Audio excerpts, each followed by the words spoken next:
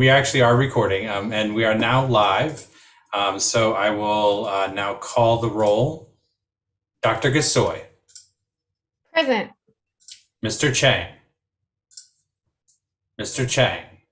Ms. We actually Wattenberg. are recording, and we are now live.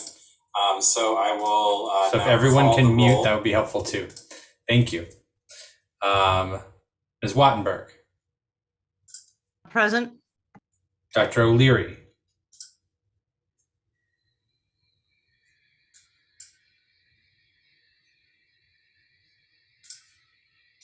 Mr. Parker. Present. Dr. Sutter. Present. Ms. Thompson. Present. Dr. Reid. Here. Mr. Patterson.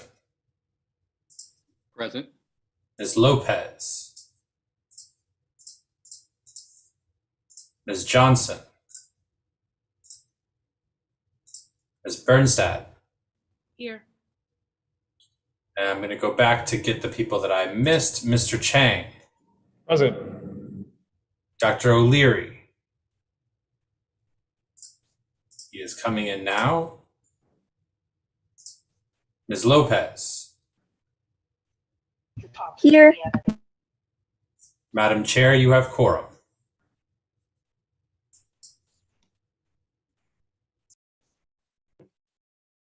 Madam Chair, you're on mute. So first, let me say to anyone who heard me say, welcome to 2021. Of course, it is 2022. Welcome to the State Board of Ed meeting. Each year, the State Board must elect a president and vice president to provide leadership and oversight. As the longest serving member of the State Board, it's my honor to serve as the election officer for the role of president. I will now entertain nominations for president. After all nominations have been received, candidates will have an opportunity to address the body for 1 minute. Seconds are not needed for nominations. Are there nominations for the role of president?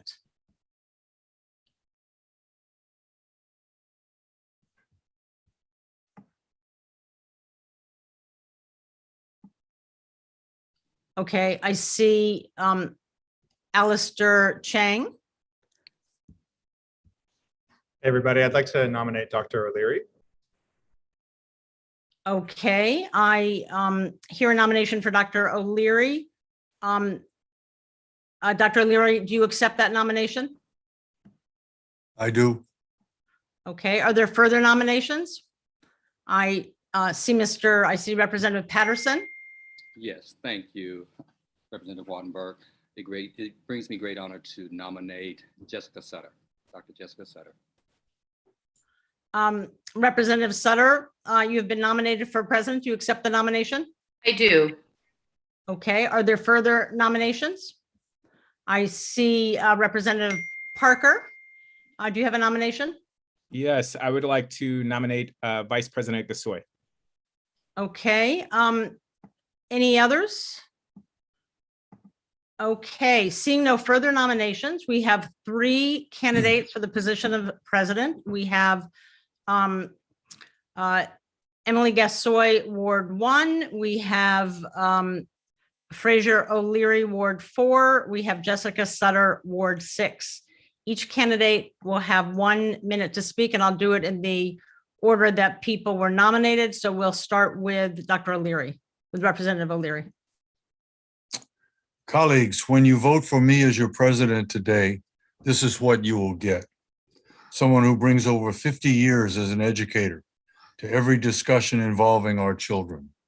Someone who is totally engaged in making sure that when we advocate with the education leaders in our city for our children, our parents and caregivers, and for those who work in our school buildings, that our students are safe, are challenged to reach the limits of their academic success, and that their academic environment is not an impediment to their success. Our parents and caregivers can rely on us to make sure that all of their children's needs are met, and our educators are always treated with the respect they deserve. And someone whose lifelong experience as a leader will allow us to work together while acknowledging that our individual views may not align, but our common goal is enhancing the educational experience for each of the students we serve. Thank you.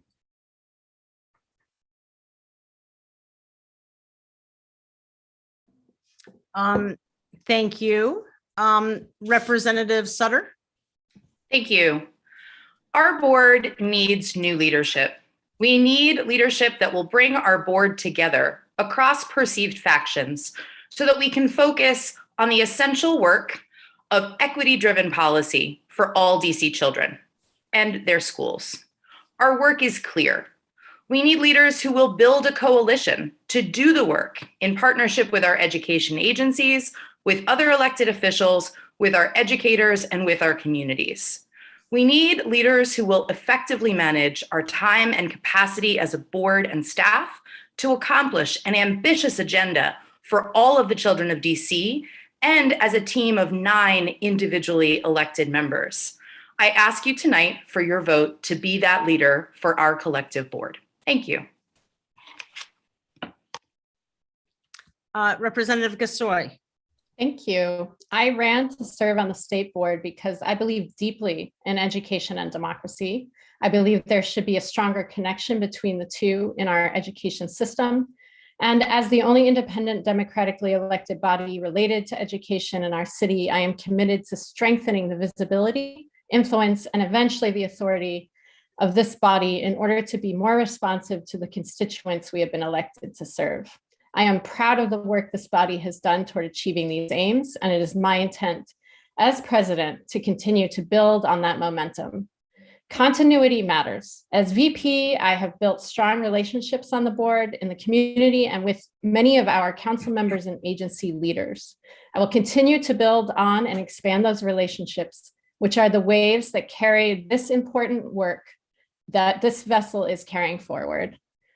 Toward those ends, I commit to leveraging our collective strengths to make a difference for district students, educators, and families, and to create a culture of productive communication and collaboration on the board that reflects what we strive to achieve in our school system as a whole. Thank you. Thank you, all of you. Seeing no further nominations, I'm sorry, thank you. The motion is on the election of the president. Each member will be called and they will respond with the name of their preferred candidate.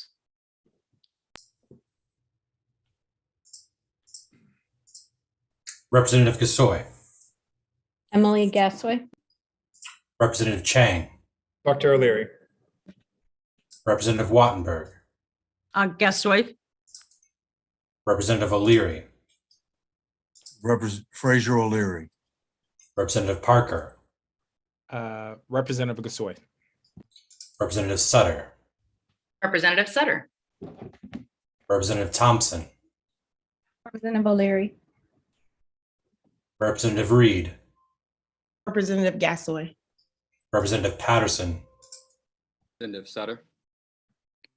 Representative Lopez, Representative Gasoi. Representative Johnson, Representative O'Leary. Representative Birnstad,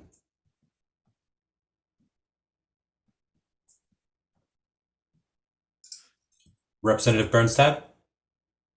You hear me? Yes. Representative Gasoi. Thank you.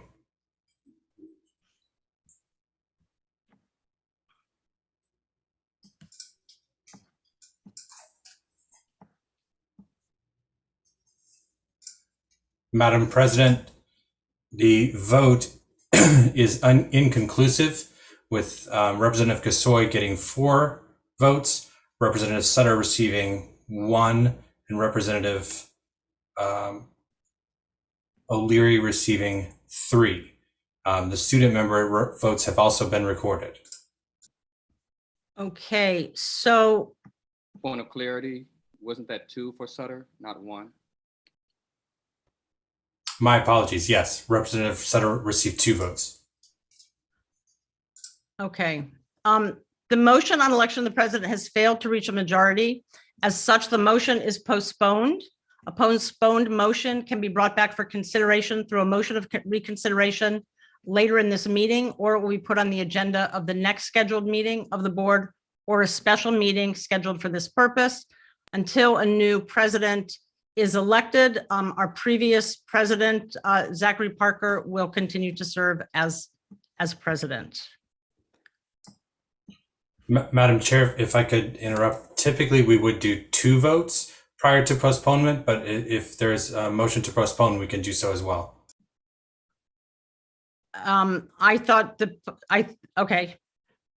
It was my understanding that we moved on, and if somebody wanted to move to reconsider, we would take that. If so, what I would say is if someone wants to move to reconsider right now, we can. Reconsider.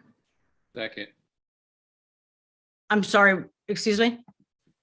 I move to reconsider. Not second.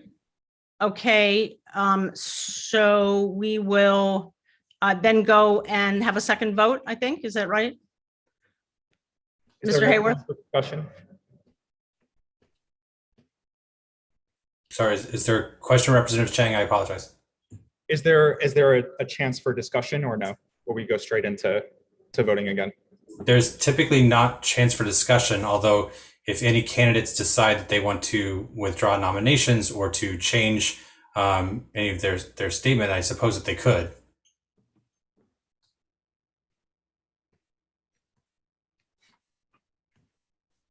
Seeing none, we can go into the vote, the second vote.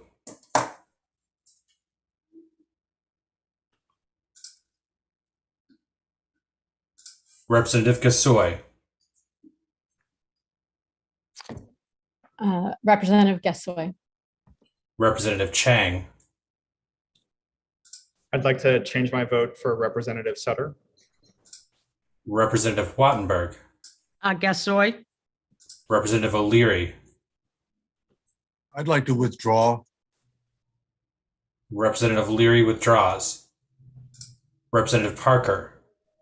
Representative Gasoi. Representative Sutter. I vote for Sutter. Representative Thompson. I'm sorry, does Representative O'Leary still get a vote though, even though he withdraws? He does, yes. Representative O'Leary, would you like to cast a vote for Representative Gasoi or Representative Sutter? Representative Sutter. Representative Thompson. Representative Sutter. Representative Reid. Representative Gasoi. Representative Patterson. Representative Sutter. Representative Lopez. Representative Gasoi. Representative Johnson. Representative Sutter. Representative Birnstad. Representative Birnstad, I'm sorry, I couldn't hear you. Representative Sutter. Let me put my headphones in. Thank you. Madam President, with 5 votes, Representative Sutter is elected as president. Congratulations to Representative Sutter, and then I think I turn it over directly to you. Thank you all. Mr. Hayworth, I think I have the script here. Thank you all for your votes tonight. It is something I am deeply appreciative of, to have the opportunity to lead this body. I have thoroughly enjoyed working with all of you, whether we've worked together for only 1 year or we've worked together for 3. Our board has so much work to do before us, and I hope that the next year means that we can deeply focus on that work together as a body, that we can accomplish what we all know is necessary for the children of DC, for the work that comes not just with recovery from COVID, but comes with all of the deep love we have for these students and for the equity-driven work that lays before us. So I am appreciative of your votes. I am honored to serve, and I look forward to working with all of you. And now I am excited to turn and find out who will be on my leadership team. I will now entertain nominations for vice president.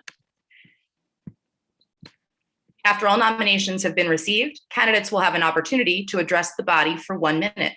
Seconds are not needed for nominations. Are there nominations for the role of vice president? Dr. O'Leary.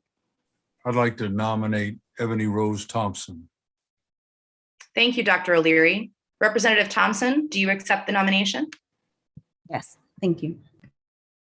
Are there further nominations? Representative Reid. Thank you. I nominate myself or represent myself. Wonderful. Thank you, Representative Reid. We have a second nomination for Vice President. Representative Wattenberg. I was going to nominate Representative Reid, but she beat me to it. All right. Well, she has already accepted the nomination, so we are all in good stead on that front. Are there additional nominations? Seeing no further nominations, we have two candidates for the position of Vice President, Representative Thompson of Ward 7 and Representative Reid of Ward 8. Each candidate will have 1 minute to speak. We'll begin in the order of nomination with Representative Thompson.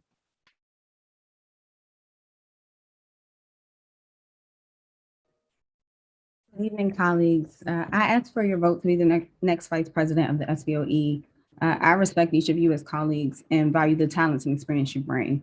I firmly believe our leadership must be vested in building our collective power to bring an equitable education to all of our children. In return for your vote, I commit to work to find common ground and how we can move our city's education landscape forward.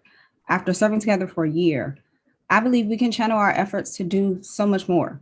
I believe we owe it to our children and our communities to invest in not only moments of individual success, but a greater and collective success that goes beyond what any of us can accomplish alone. I offer 3 places. I'm confident we all believe there's a lot of good work to do. COVID recovery, strengthening board authority, and literacy. Both COVID and literacy being pandemics in their own right, disproportionately affecting Brown and Black communities like mine. If given a year to serve on the board, I hope to have more than just a minute to speak, but ask for your vote to be able to say a job well done in this matter, as opposed to words well said. Thank you. Thank you, Representative Thompson. Representative Reid, you have 1 minute.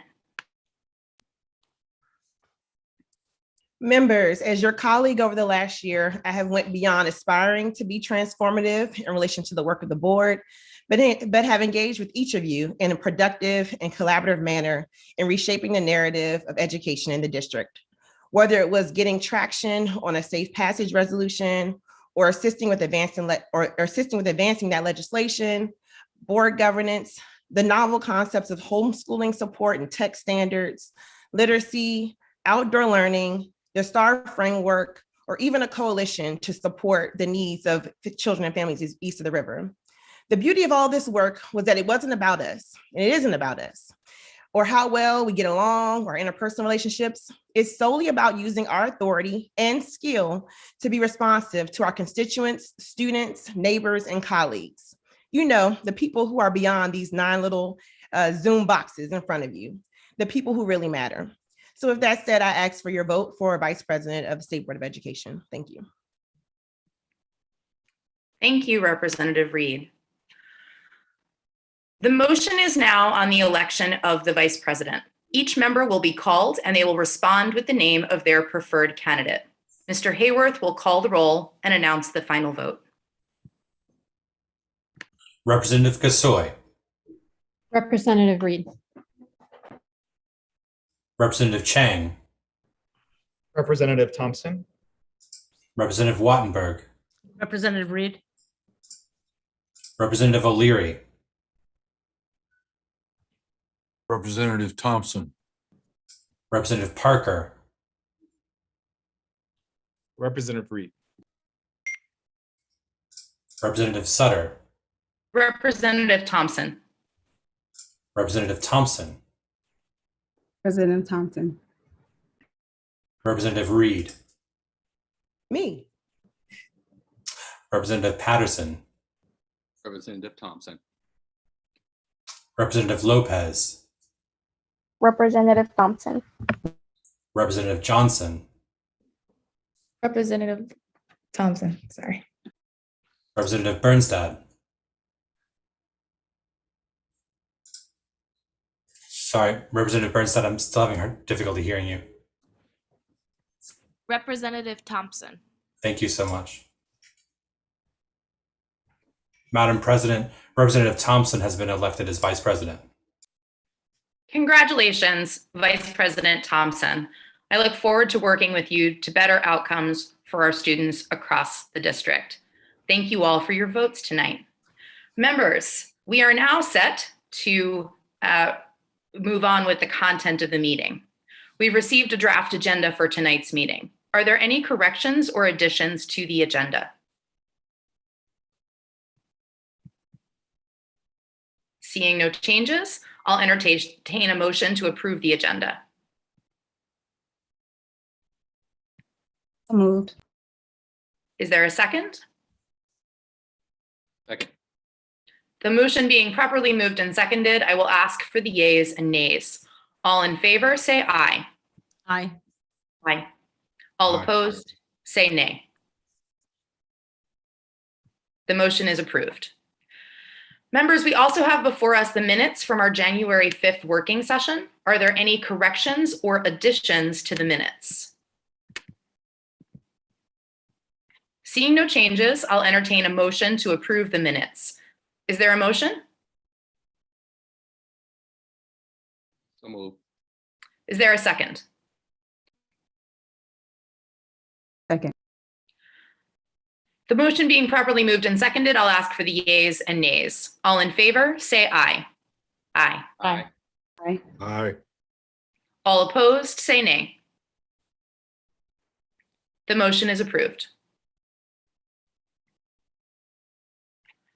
All right. Good evening. My name is Jessica Sutter. I'm the Ward 6 representative and proud to be the current president of the State Board of Education.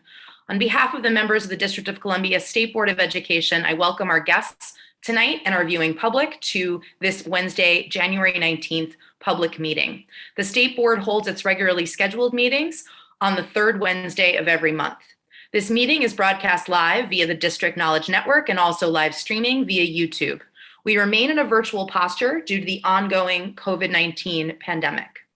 Our next official meeting of the State Board is our working session on February 2nd, 2022. It will also be held virtually. Tonight, we will consider a resolution that is very important to all of our schools, students, teachers, and school leaders. The resolution would make recommendations for changes to the district's statewide accountability plan, the STAR framework. These recommendations come after 2 years of work by the State Board engaging researchers, stakeholders, families, and students on their vision for how schools should be evaluated. I look forward to what I know will be a rich and positive discussion tonight and to further conversations with our state superintendent and her team on changes to the STAR framework. The State Board will also consider a ceremonial resolution honoring our former student representative, Alex O'Sullivan, a senior at Basis DC and a star of this morning's WAMU broadcast. We are a better board because of his service, and we are deeply grateful to him for the time he gave us. Keeping with the tradition begun by former President Parker, I ask that we take a moment of silence in memory of all those lost to COVID-19.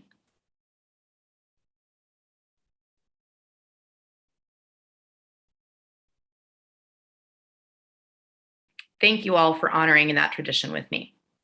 I'd now like to turn to our State Superintendent, Dr. Christina Grant, at this time for any statement she has tonight.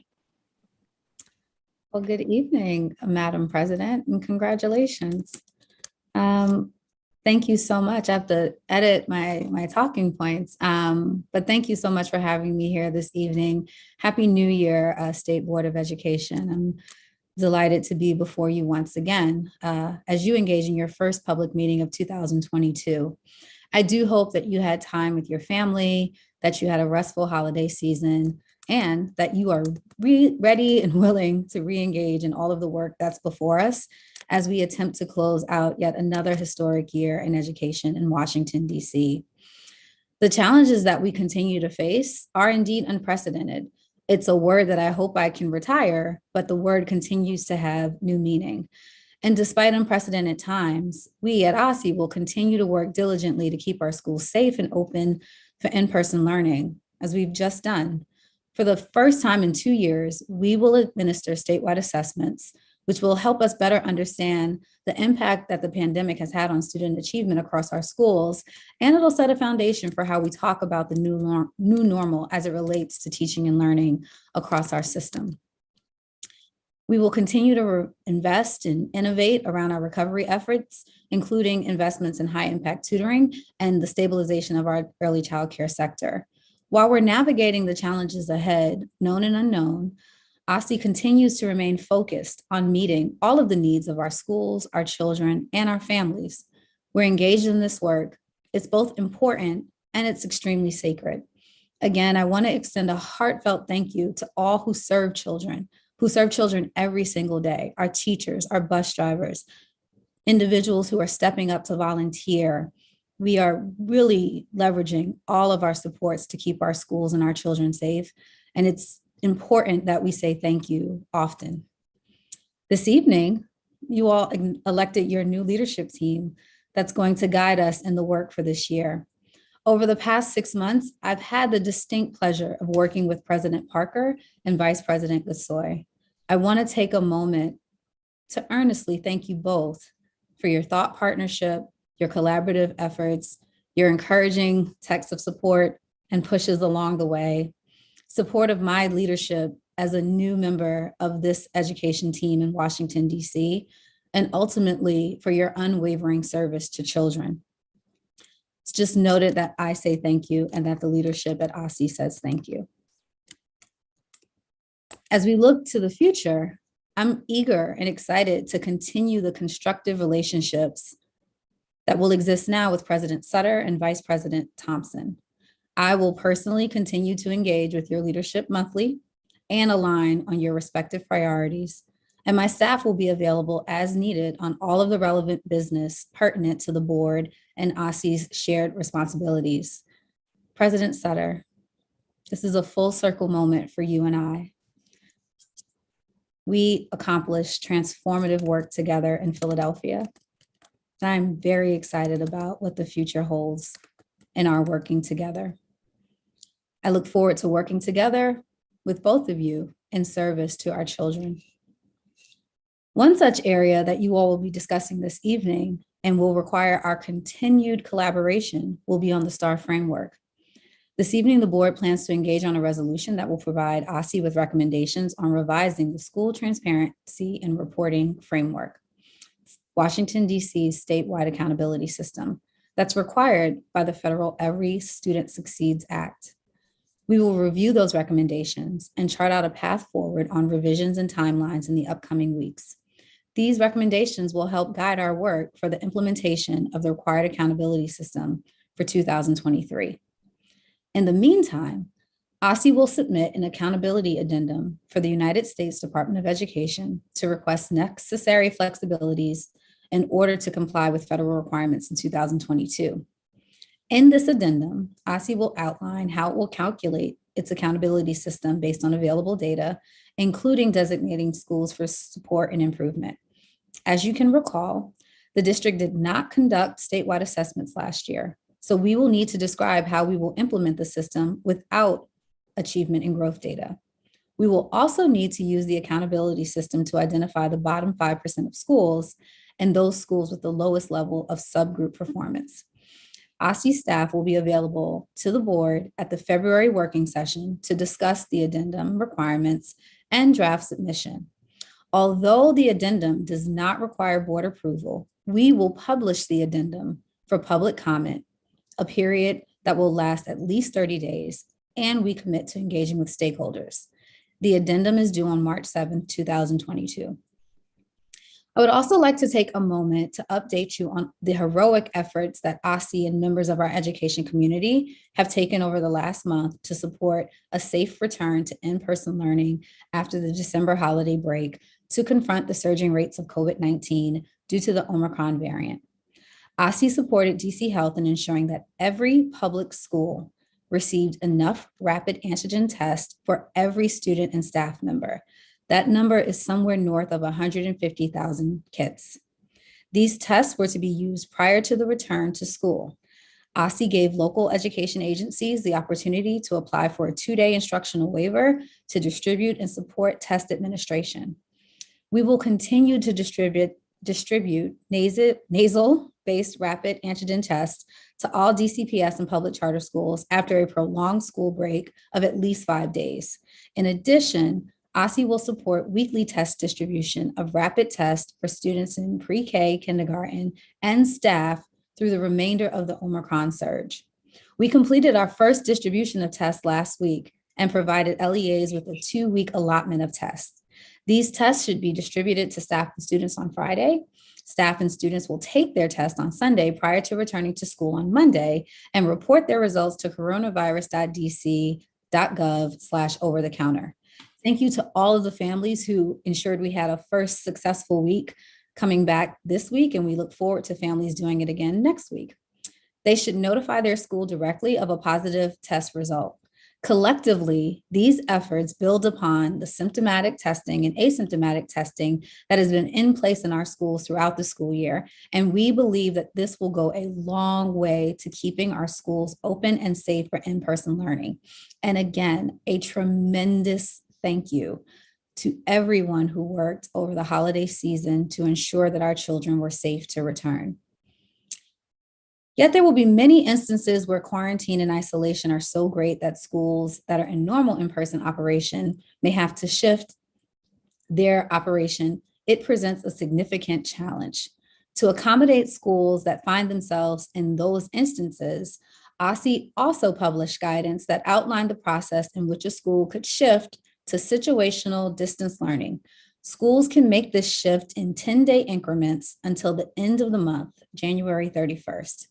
And they must report any shifts in their operating posture to OSSI prior to making that shift. We have also reported that schools have shifted to situational distance learning on our website.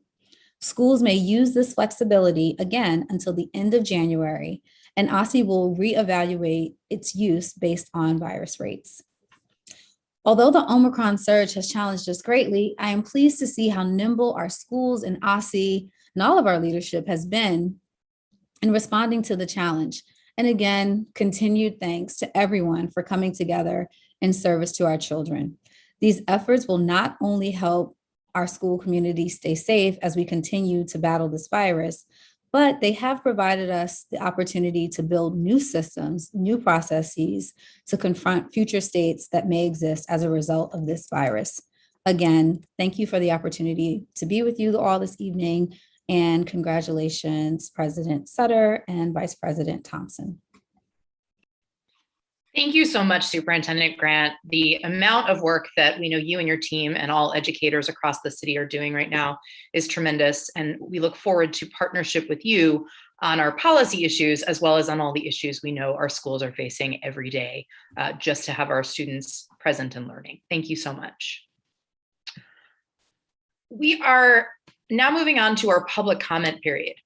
At every public meeting, we hear testimony from public witnesses on education-related matters. Your comments become part of our official record. If you would like to speak at a future public meeting, please contact our staff by email at SBOE@dc.gov or by calling our offices at 202-741-0888. Tonight, we have 12 public witnesses. We will hold to a strict time limit of 3 minutes per witness. While you speak, there will be a timer displaying how much time you have remaining. Please change your Zoom view to gallery in order to see the timer. Following each group of witnesses, we will pause for questions from state board members. Members will have 2 minutes for questions after each panel. That 2 minutes includes their question, comment, and the answer. Mr. Hayworth will call the witnesses as well as the question period. He will also mute witnesses or state board members that exceed their allotted time. Mr. Hayworth, you may begin with our public witnesses as they enter the Zoom room. Thank you very much. Our first witness tonight will be Ms. Levy.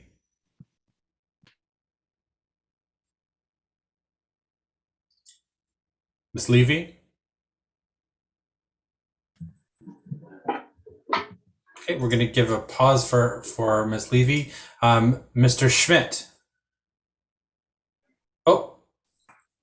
Please contact our staff by email. Yes, Mr. Schmidt, if you could. If you can. I am here. By calling our offices at 202. Mr. Schmidt, if you can mute the YouTube or shut it off, that would be helpful. Of 3 minutes per witness. Excellent. And then Mr. Schmidt, when you're ready, you will have 3 minutes. State board members. Okay, not really yet. Okay. Well, while we're finishing that, we can move to Mr. Bennett. Yes, Mr. Bennett. Fantastic. Mr. Bennett, please begin when you're ready. All right. Good evening, State Board of Education. Thank you very much for allowing me to speak with you today. I want to say happy birthday, Vice President Patterson. Properly taught, chess is one of the most powerful educational tools that exist on the planet. There have been hundreds of studies affirming the value of chess in education. And in the United States, more than 20 universities offer full or partial scholarships for chess. Every single year, almost every single year since 1995, a 12 or 13-year-old child has won the full scholarship to the University of Maryland in Baltimore County. And in Virginia, every single year, children get to go represent the United States around the world in international competitions. Well, the District of Columbia children have been left behind in that because the opportunities have not been equitable. In 324 days, there will be approximately 2,000 children and parents and coaches that will come from around the country to compete in the National K-12 Grade Championship that will be held at the National Harbor. And 3 months after that, in the District of Columbia, at the Hilton, the National High School Championships will be held. We have an opportunity to prepare the children and prepare the city by utilizing a championship program and reaching the children who would be interested in participating. And playing in these tournaments will give them an opportunity to reach for the scholarships. If this was a national baseball, football, or basketball championship, we would be having the children play chess or play those games every weekend. And the same with chess. We can institute having rated sanctioned chess tournaments every single weekend. And it's only 25 cents to rate a chess game. So imagine children on a Saturday spending 6 or 7 hours playing positive games of chess. When they finish, they'll be less inclined to do something that has negative consequences. And on top of that, when you play chess, you must record your games and your opponent's moves as well, which is an academic enhancement. And again, our children in the District of Columbia have been kept from these opportunities for decades. And so most people don't know that with just having 25 rated games under your belt, you could immediately apply for a scholarship from the US Chess Federation. But unfortunately, because of the lack of opportunities, the District of Columbia children have not had the chances to accumulate even 25 games. So what we could do is take that budget that has been used by the DC State Athletic Association and that $20,000 that they use to run a tournament every year, we could fund chess tournaments for the entire year, just from that alone. And I know my time is up, so. Thank you very much, Mr. Bennett. We appreciate it. Ms. Levy, you're on mute.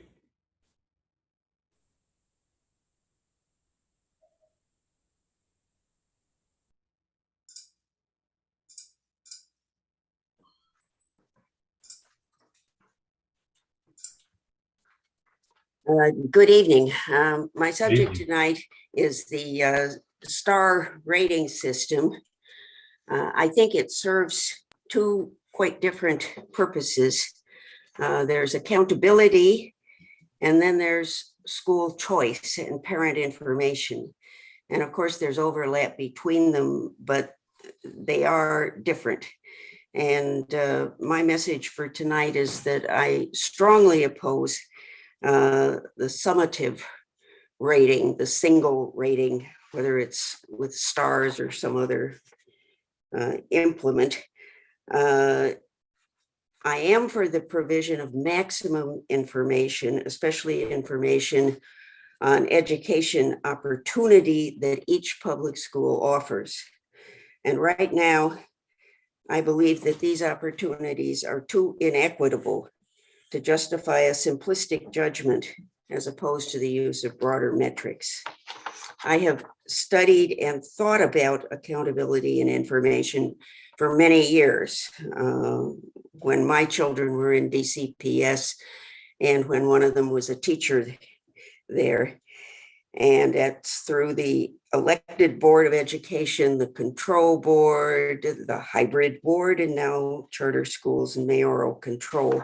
And I have not liked the results of too much reliance on testing because they include steering families to schools in white upper income neighborhoods, discouraging enrollment in community schools elsewhere, segregation of schools by race and especially socioeconomic status, putting a negative label on dozens of schools that serve low income and minority students, low enrollment in stigmatized schools, so they get lower resources and more limited educational opportunities, discouraging instruction in science, history, geography, world languages, and the arts in favor of test preparation, and concentrating faculty attention on students close to proficiency cutoffs away from the neediest students.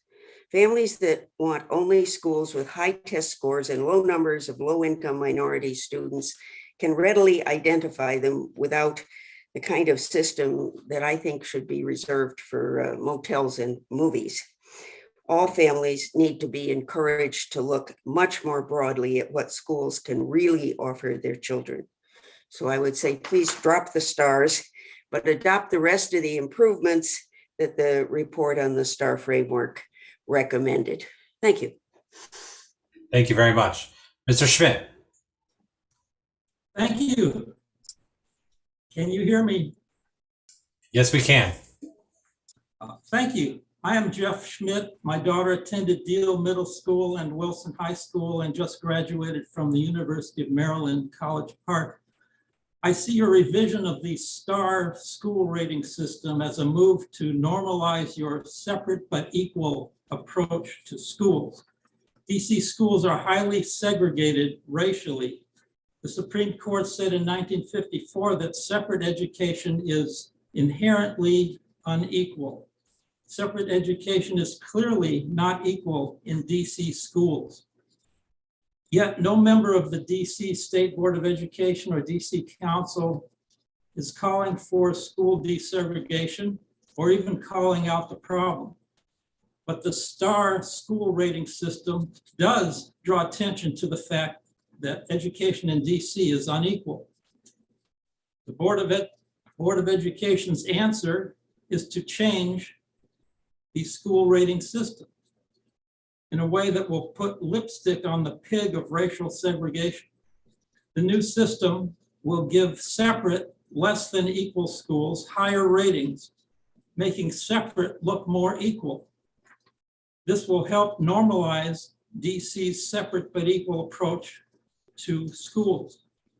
The new school rating system tries to hide a school's proficiency data by putting it at the very end of a list of 6 measures.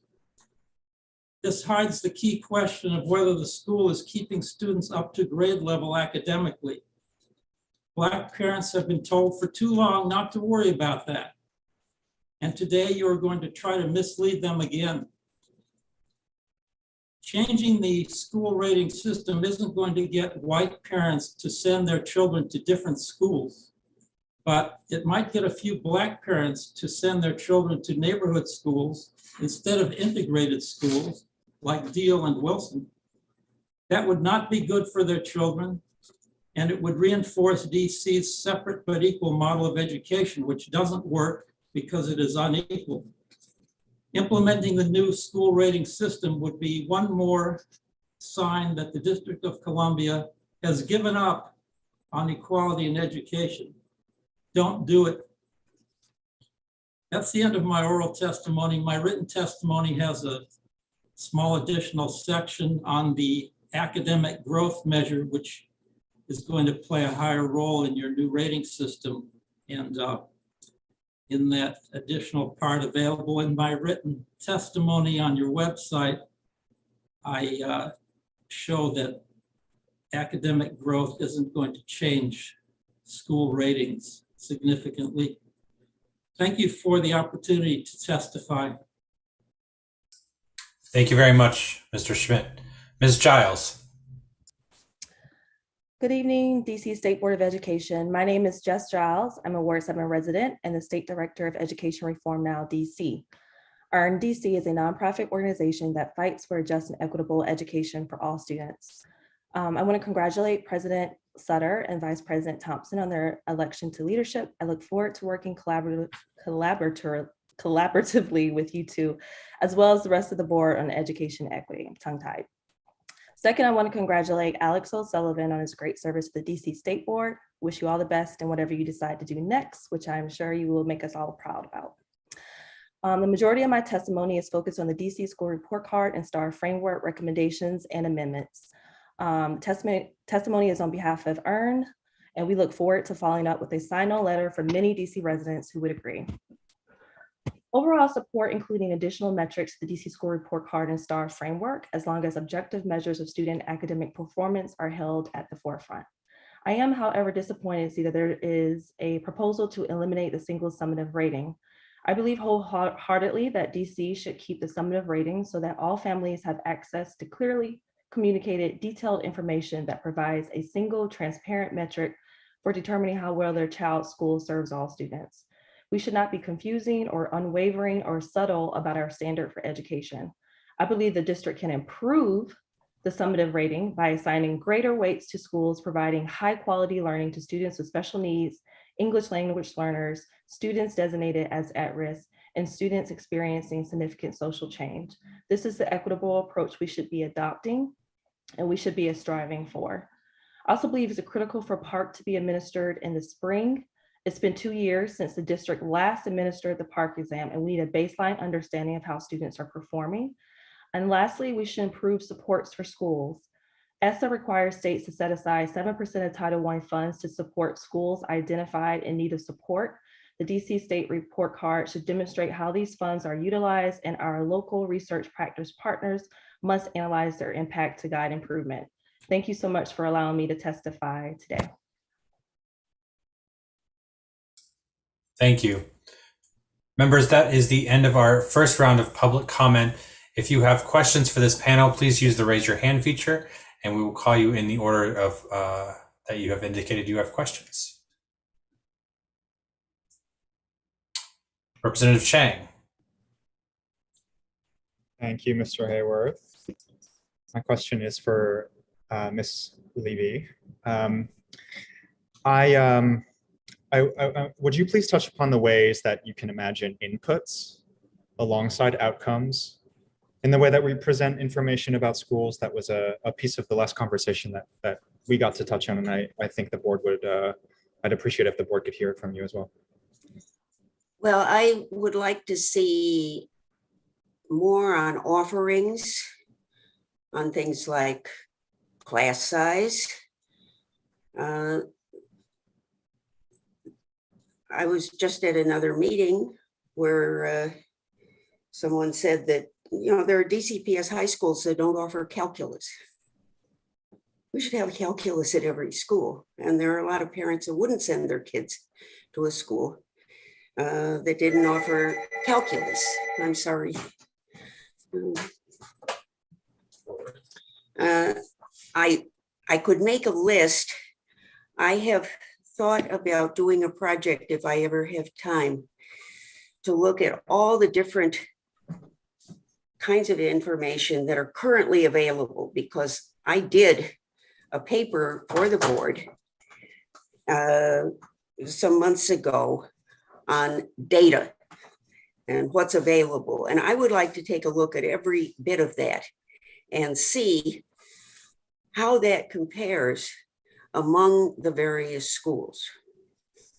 And in that case, I'd give you a list, but without actually thinking about it, I need to know. One thing I can say is that I know that among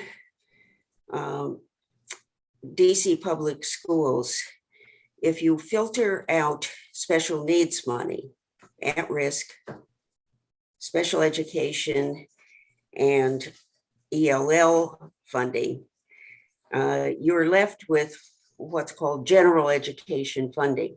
And per pupil general education funding among DC public schools can vary wildly among schools. Thank you, Ms. including- Levy. I do apologize, Representative. Yeah, that's time okay. has expired. That's fine. Thank you so much. Representative Parker.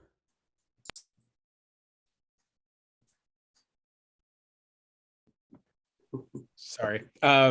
Yes, I have a question for Ms. Giles. So in your testimony, you said to give greater weight to schools that had higher proportions of at risk, special needs, et cetera. I've heard this many times or several times from a number of folk, and I'm not super clear. Can you just specify what you mean exactly, like give greater weight? Because generally I would agree, but what does that look like in terms of the summative star rating? Sure. So I appreciate some of the metrics that the state board has proposed. And I would say that I would take the metrics that you all have proposed around the park exam, around climate, which I think is really important, and a few of the other metrics, and just have a greater weight for those, for schools that are providing a high standard of education within those metrics, and that have a great number of students who fall into those categories. I think it's important that we have a system that incentivizes schools for providing great education to students in those categories that you mentioned. Thank you. Does that answer your question? It does, but honestly, I have some follow-up questions, but I know we probably won't get to it in 20 seconds, but no, thank you for that. Okay. Thank you. Representative O'Leary.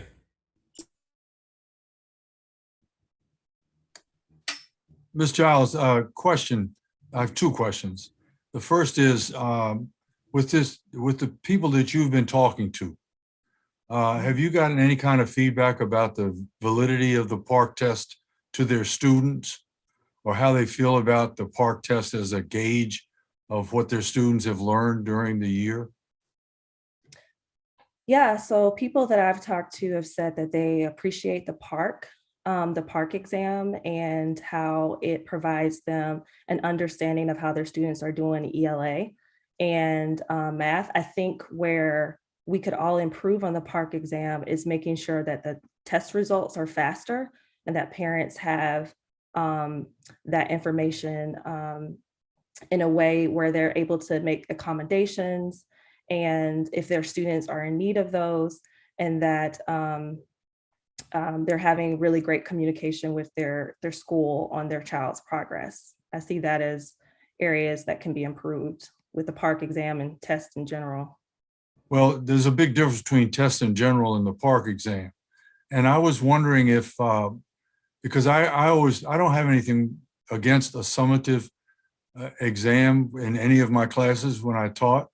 I wanted to find out what my students had learned in class, but the park exam hasn't been used as, it's not a summative exam for anything that's going on in an English class. If a student is a good reader, then they'll do well on the park exam. If a student is struggling as a reader, which many of our students struggle with, then the park exam is definitely a badge of dishonor. So I hope that you will look at our amendment again. Yeah, I think literacy is really big, important issue that we all need to tackle. And I like to see us really focus on ensuring that we're having structured literacy supports for students, because we know that literacy— Ms. Giles, I do apologize. Representative O'Leary's time has expired. If you could follow up with him after the meeting, that would be helpful. Sure. Representative Patterson. Thank you, sir. First, I want to say, Ms. Levy, I always appreciate your sage advice on anything that deals with budget. You are the guru in that, and I appreciate what you said. I look forward to following up with you more to learn a little bit more how it works. And to Mr. Vaughn Bennett, we've already had our conversations about chess and everything like that. So I look forward to working with you and being a strong advocate on that particular issue. You have this on the record that I look really forward to working with you on that. Thank you. It's Thank that opportunity. I want to leave the rest of my remaining time for Mr. Schmidt, who I really enjoyed your conversation and your written testimony, and want to just give you the opportunity to expound on it if you would like for the last 1 minute and 20 seconds that I have on your feelings about the things that we're proposing. Are you asking about the academic growth? Yes, sir. However you would like to do that, sir, because I really enjoyed your testimony. Yes, thank you. Data on student academic growth is the keystone element of your new rating system. The old system emphasizes academic achievement, and the new one, academic growth and achievement. However, DC public schools do not measure the academic growth of any students, and no one knows for sure when or if they will. At the end of the school year, they test, this year's first graders, and they compare the scores with last year's first graders, and so on. You don't know how this year's first graders grew from that. So if DC implements this new school rating system before it measures student academic growth, then whatever substitute data it puts in the growth column is going to be misleading. Real growth data, if it ever becomes available, is going to reflect proficiency rates, because if you're 3 years behind grade level, that means you weren't growing fast. I see my time is up, so I'll stop right there. Thank you, sir. Thank you very much. Representative Gasoi. I don't think I was next. I think Representative Thompson was next. Traditionally, the vice president and president ask questions last. Haha, I should know this. Sorry. Okay, my question is actually for Mr. Bennett. Thank you so much for coming and enlightening us about this really what sounds like a very promising program that wouldn't be too difficult to bring to DC. You mentioned funding that could support it. I'm just wondering if there are other aspects of it that we need to consider, that would help. What do we need to advocate for? Well, we need to have a structured curriculum that is designed to establish standards across the District of Columbia so that the children would be in position to reach for the scholarships, not a fly-by-night saying somebody that, hey, I know how to teach chess. We need to have an actual written curriculum that we can teach to our children citywide, and to get each of them ready to sit for a chess game that might last for up to 4 hours. At the national championships, they'll play 7 games, and each game could last for 4 hours. So we really have to get them ready with structure. Recently, we had an event where I had my seniors play against the Blue High School students. And we really need to make sure that our children know the terms, the words. Yeah, so I assume there's curriculum that exists because this is a program that's standing in there. So is it a matter again of just funding and buying the curriculum? Yes, well, we have already in the District of Columbia, DC State Athletic Association since 2015 has given these championships where 50 children participate, and they spend at least $20,000 on putting this unrated event together. It's only 25 cents to rate a chess game. So conceivably, we could have tournaments each and every weekend. And the only thing would be the use of space and trophies and medals for the children. Outside of that, but with $20,000, that would cover monthly tournaments. And our children would be able to accumulate within 6 tournaments, 25 events, 25 games that would allow for them to just simply apply for a scholarship. All right, let's connect offline. Let's make this go forward. Yes, ma'am. Thank you. Thank you. Thank you. Thank you. Vice President Thompson. Good evening. Thank you to all the panelists. And I guess this question could go to anyone. I'm super invested in making sure we have the best metrics we possibly can. So I'm curious, which ones in our proposal do you feel are strong? And where might we need to do some work? I know, Ms. Levy, you have some opinions about what we should be measuring.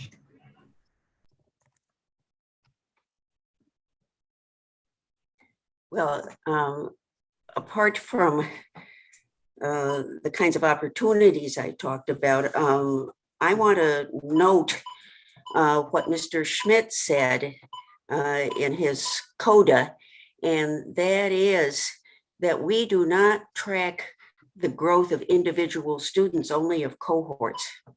It would be highly desirable to track the growth of individual students. And I'm going to leave the rest of the time to somebody else.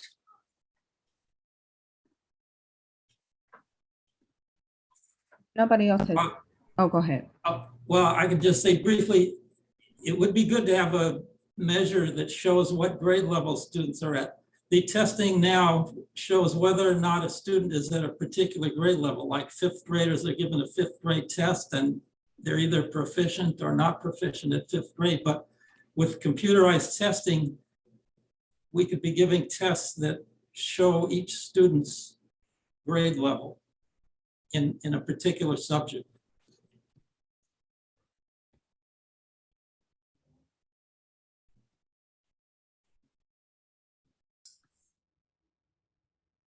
Yeah, I'll yield my last 10 seconds. Thank you very much. President Sutter. Thank you, Mr. Hayworth. Thank you to all the panelists. Mr. Bennett, I'm excited to hear more about the work of how we can enhance chess programming in the district as well. Ms. Giles, you were sort of trailing on an answer, and I wanted to give you more time to talk about that, including anything you might have to say about subgroup weights, because that's something we've discussed a lot as a board, is how we highlight equity provisions around maybe overweighting or weighting differently certain student subgroups in order to highlight how well or poorly a school is serving those particular students. So I give you my time. Yeah, thank you for that. What I was saying is that for the different subgroups right now, the weight is pretty low. So we'd support increasing the weight of those subgroups. So for example, for the at-risk category, I think it's 5. We'd support increasing the weight to a much higher weight, so that in the metrics that DC State Board puts forward, that schools providing high quality support education within those metrics, that those schools educating those different subgroups, student subgroups, would get a higher rating. Okay, and so for you, if the board were to vote on an amendment tonight for our resolution that took away a summative rating, but rated the indicators, would you still value us addressing subgroup weights as part of the way we present information? Or is this critical only if we're creating a summative score for schools? I think weights are really important. I think that's a key part. Weights of subgroups is a really important part of equity. I think our public education system should be judged by how well we're supporting students who are furthest from opportunity. And so I would always support that being a key part of any measure before the DC State Board. Thank you. My time has expired. Thank you, Mr. Hayworth. Thank you very much. Ladies and gentlemen of our panel, thank you so much for being here tonight. If we have follow-up questions, we will certainly be in touch with you. You are welcome to leave the meeting now, and we will bring in our next panel.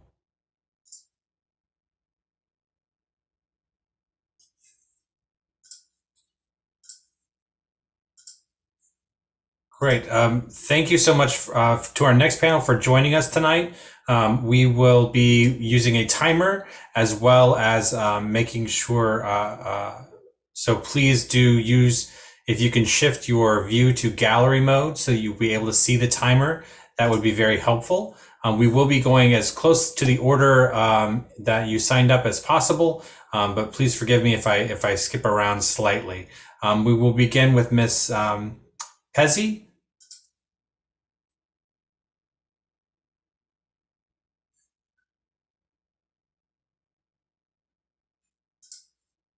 Okay, we're going to give her one more second to log on.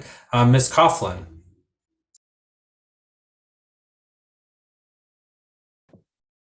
Hi, can you hear me? Yes, we can. Please begin when you're ready. Great. So good evening. Unfortunately, tonight I will in many ways be echoing the public comments I gave at the September DC Council hearing, the October State Board of Education public meeting, and the numerous emails I've sent to basically every governing body in the city since the start of SY 21-22. This evening, I reiterate my call for you to push for all of those organizations to do better by students, teachers, and communities. As of last night, there had been more than 65 DCPS schools that have reported 3 or more cases in the preceding week via notification letters.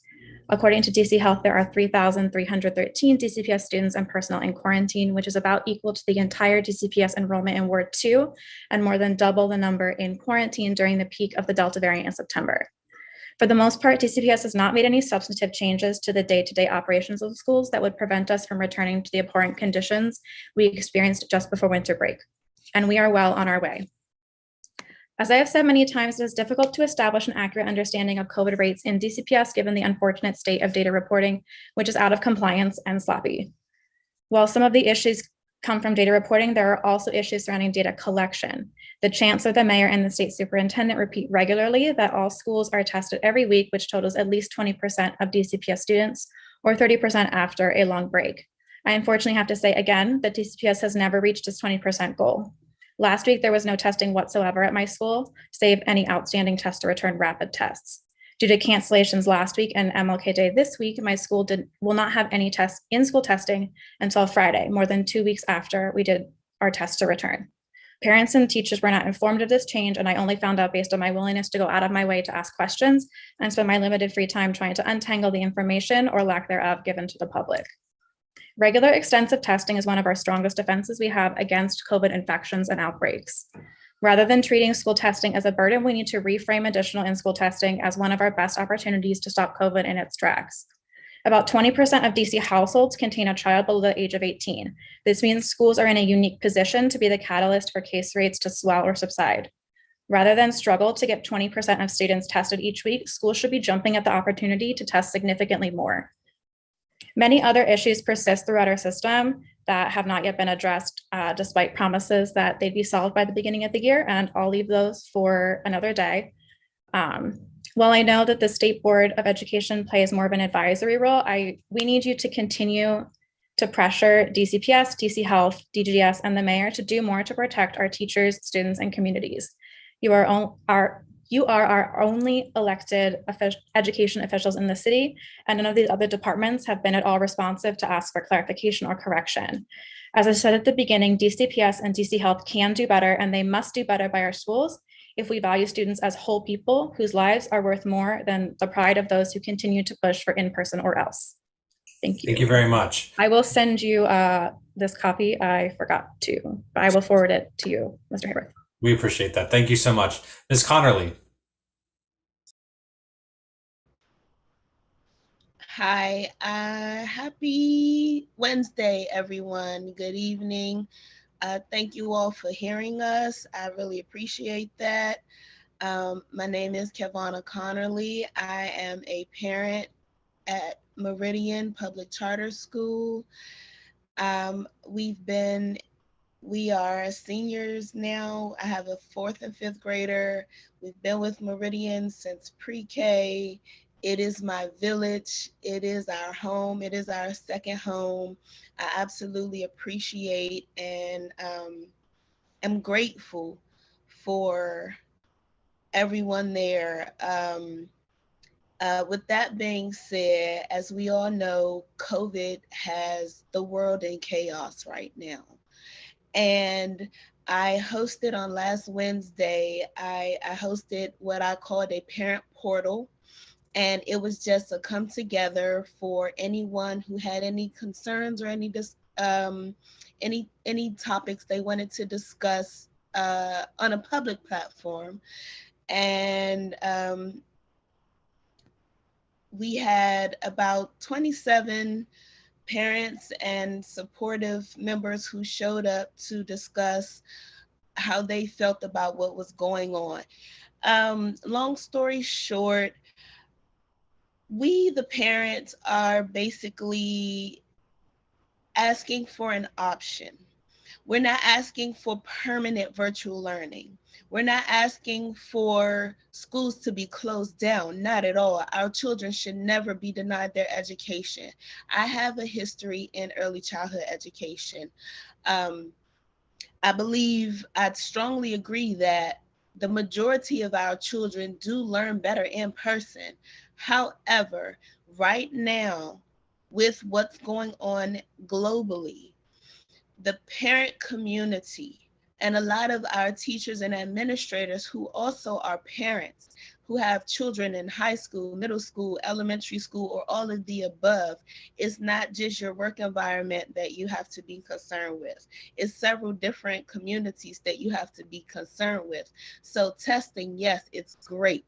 Vaccines, yes, they are seeming to work somewhat in keeping people from actually expiring due to COVID. However, the parent community and many other community members, right now we are asking, may we please have the option of in-person or virtual learning? There are many essential workers who need in-person learning, special needs children who need in-person learning, but there are also many of us who can and are willing to assist with virtual learning if we can have the option. Thank you. Thank you very much. Ms. Ballard. Hi, good evening, everyone. I am a proud DCPS parent of a pre-K4 student, and I speak to you today to request that you not close any classrooms due to COVID, especially at the pre-K4 level. If there is a COVID case, all students who subsequently test negative or who had COVID during the past 90 days should be able to stay at in-person school. I also note that I'm speaking on behalf of a fellow pre-K4 parent in my student's class, Mark Levitt. He's unable to join today as he and his family currently have COVID, and he requested that I share his support of this policy. This request is based on balancing COVID data and the social emotional needs of children. The CDC has advised to not close classrooms when there's a positive case and cited data from the Los Angeles school system. If you can look to the COVID-19 school response dashboard created by economist Emily Oster, it shows that COVID cases for children under 5 tend to be asymptomatic or mild. About 1 in 120 are hospitalized. Serious impacts are not wholly different from the flu. That's 1 in 140 hospitalized, and even less than RSV with 1 in 50. Deaths are lower than deaths from car accidents, birth defects, and cancer. Now from the social emotional aspects.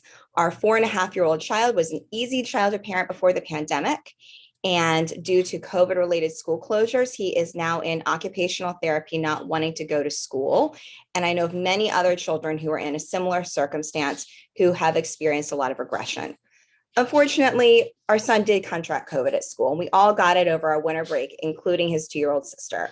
As expected with vaccinated and boosted parents and young children, we all had mild cases. The restrictions were far worse than the disease itself. Between December 18th and January 7th, our son had only 1 day of in-person learning due to quarantine, winter break, and snow days. This has impacted my ability to hold down a job and my mental health after an already hard 2 years. Living with uncertainty about whether school will stay open in Washington, D.C. has caused us to wonder if we're able to stay in Washington, D.C. And I can get you data and articles around how school closures and virtual school are strongly negative impacting children as well as parents, as well as how mild the cases tend to be in children, even those too young for vaccination, if helpful. You can also look and see that mothers have left the workforce in droves. Women's workforce participation rates now look like that of the 1980s, and I've seen that amongst many of my female friends who are parents. I take COVID and my societal responsibilities around it seriously. My grandparents, my heroes, died of COVID a year ago. I was devastated, and I still am. However, this was before they were able to access vaccines. We're in a different place right now, and it's time that we prioritize the social and emotional needs of children and parents, 2 groups that are not doing well right now, above restrictions around disease that we can manage through vaccination. Let's not have our youngest learners with the fewest coping skills be out of the school that they need. Thank you very much. Ms. Sundberg. Good evening. My name is Debbie Sundberg, and I'm a parent of a PK4 and 2nd grade student at Ross Elementary School in Ward 2. This is my family's 5th year at Ross. I requested to speak today regarding COVID policies affecting my children. I appreciate the efforts DC has made to align its policy with the CDC's guidance affecting my second grader who is fully vaccinated. We have already taken advantage of these changes by sending her to school when there was a positive case in her class and she was asymptomatic. I've heard positive feedback from other parents regarding this policy change as it finally provides some predictability. I've also heard personally that this policy incentivized parents who are hesitant to vaccinate their elementary age kids to do it earlier due to the carrot of not automatically having their child quarantined each time there's a new case or close contact in their classroom. I am unaware of any evidence that would support treating PK4 students differently. The medical evidence shows that the risks to small children are extremely low, but of course we want them to be protected. Applying the same policies to this age group will both incentivize parents to vaccinate their kids when they turn 5 during the school year, as well as incentivize those with children who already turned 5 to get them vaccinated.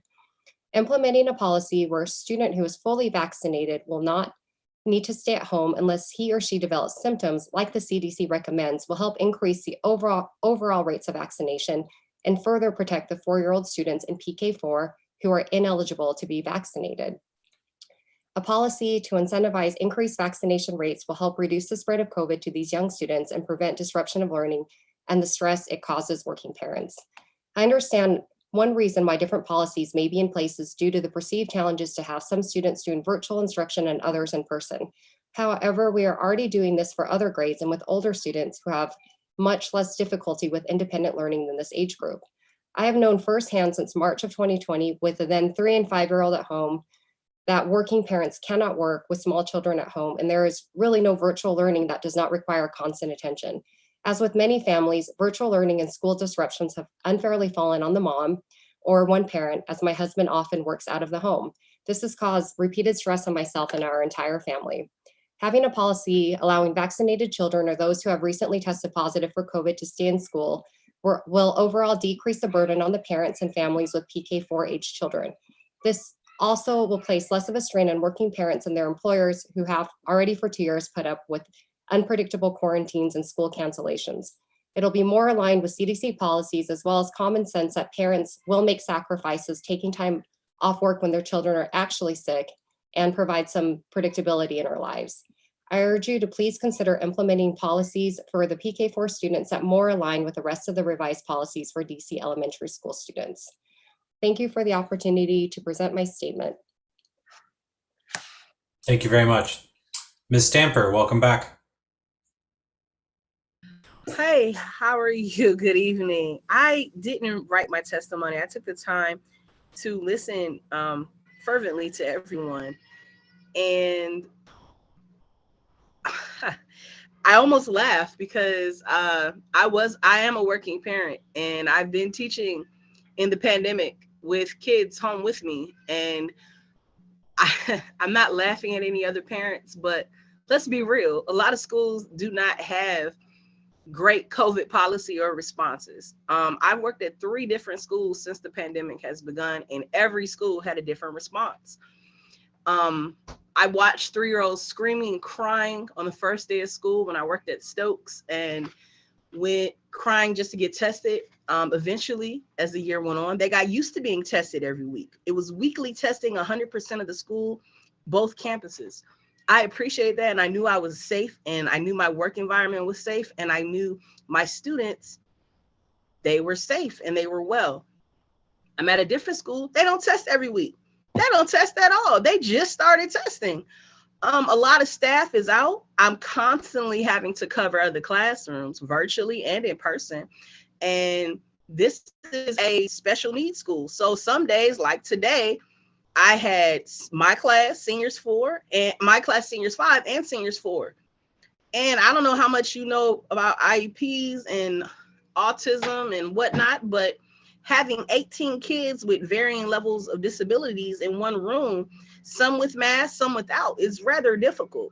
Balancing a work life and being able to teach in person and then flipping to virtual, then in person, watching people quit, finding out that people have died and family members, that's not a great response to COVID. I think it should be 100% testing every week for staff and students to keep everyone safe. I do agree with the parent that said there should be a permanent virtual option for students. I believe that. I honestly believe virtual learning, if it's done correctly, can work. I believe outdoor learning should be pushed. I watched an interview with my state board representative, Ebony Rose Thompson, where she answered, what is outdoor learning?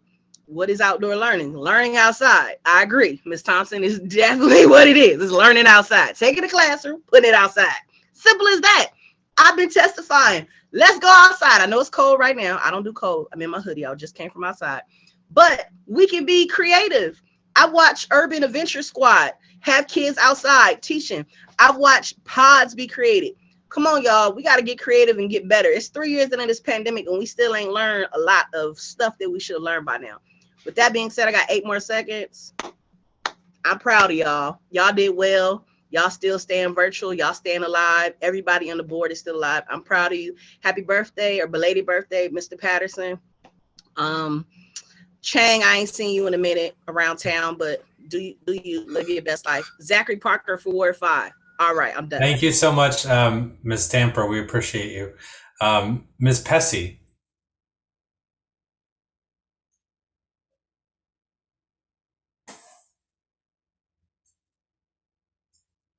Ms. Pessey, are you available? I may not be pronouncing your last name correctly, so I just want to make sure that we give you the opportunity. Are you able to unmute?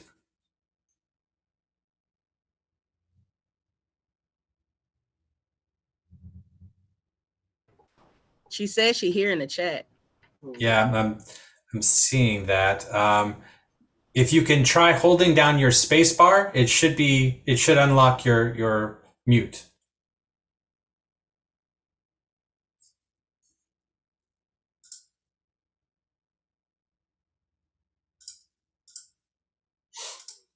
Not sure exactly how to fix the technological problems, but why don't we go ahead and go to members' questions, and I will work with Ms. Pessey to see if we can get her audio working.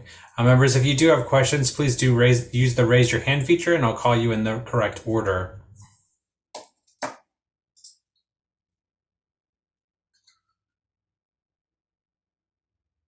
Members, are there questions for this panel? Dr. Reid. Thank you. Just a quick comment. Thank you, Mrs. Conerly, for your testimony. I just wanted to say that because that is in line with what I am still hearing from parents in Ward 8 who just want the option. And that's real. And it also, I like your perspective of giving power to parents, of that parents want to do it, parents can do it, if given the opportunity. So thank you so much for speaking to that.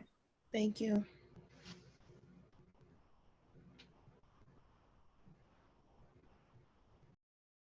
I'm finished. Thank you very much.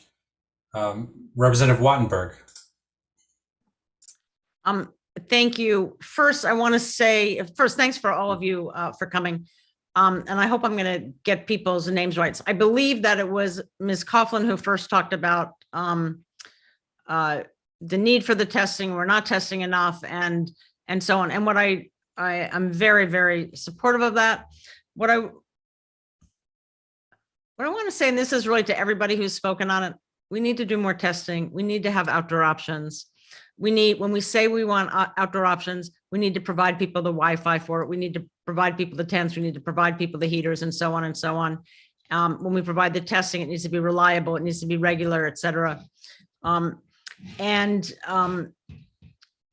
we need virtual options for those who feel like they need to have virtual options. And that's where I want to sort of address everybody to say, this is not a one-size-fits-all policy. And one of the things that has been really problematic to me from the very beginning is it's been set up very much like, either, and it's sort of like the masking policy. You have to go in person or else nobody gets to go in person. There ought to be a way to do this that is a lot more respectful of the very different views that families have, because they have different risk tolerances. And my appeal to all of you as you work with your schools, and my appeal to the elected officials beyond us who are making the policies on this, is to try to figure out a way to provide more options. It's not a one-size-fits-all problem. It shouldn't have one-size-fits-all solutions. Thank you. Thank you very much. Dr. Gasoi. Thank you. And thank you all for being here tonight. And big shout out to the parents and big shout out to the parents who are also educators. And big shout out to the teachers who work overtime, also doing lots of work with data to help inform us. So we just appreciate you all so much. And I also wanted to give a special shout out to I think it was Ms. Connolly who has the parent portal. I'm your representative in Ward 1 for Meridian, so please reach out. I would love to hear more about what you learned in that forum. And thank you. Yeah, so I hear you about the need for options, and I'm also hearing families about, needing to have classrooms open. I guess for all of you, including Ms. Coughlin, I'm wondering if there were like 3 things we should be advocating for right now. What should they be really specifically? I mean, I know you're saying keep our classrooms open, but what does that mean specifically to you? What should we be advocating for policy-wise? Specifically, excuse me if I may, I believe we should be advocating again for individual households to have an option of what best suits that household medically, mentally, and physically right now during this pandemic.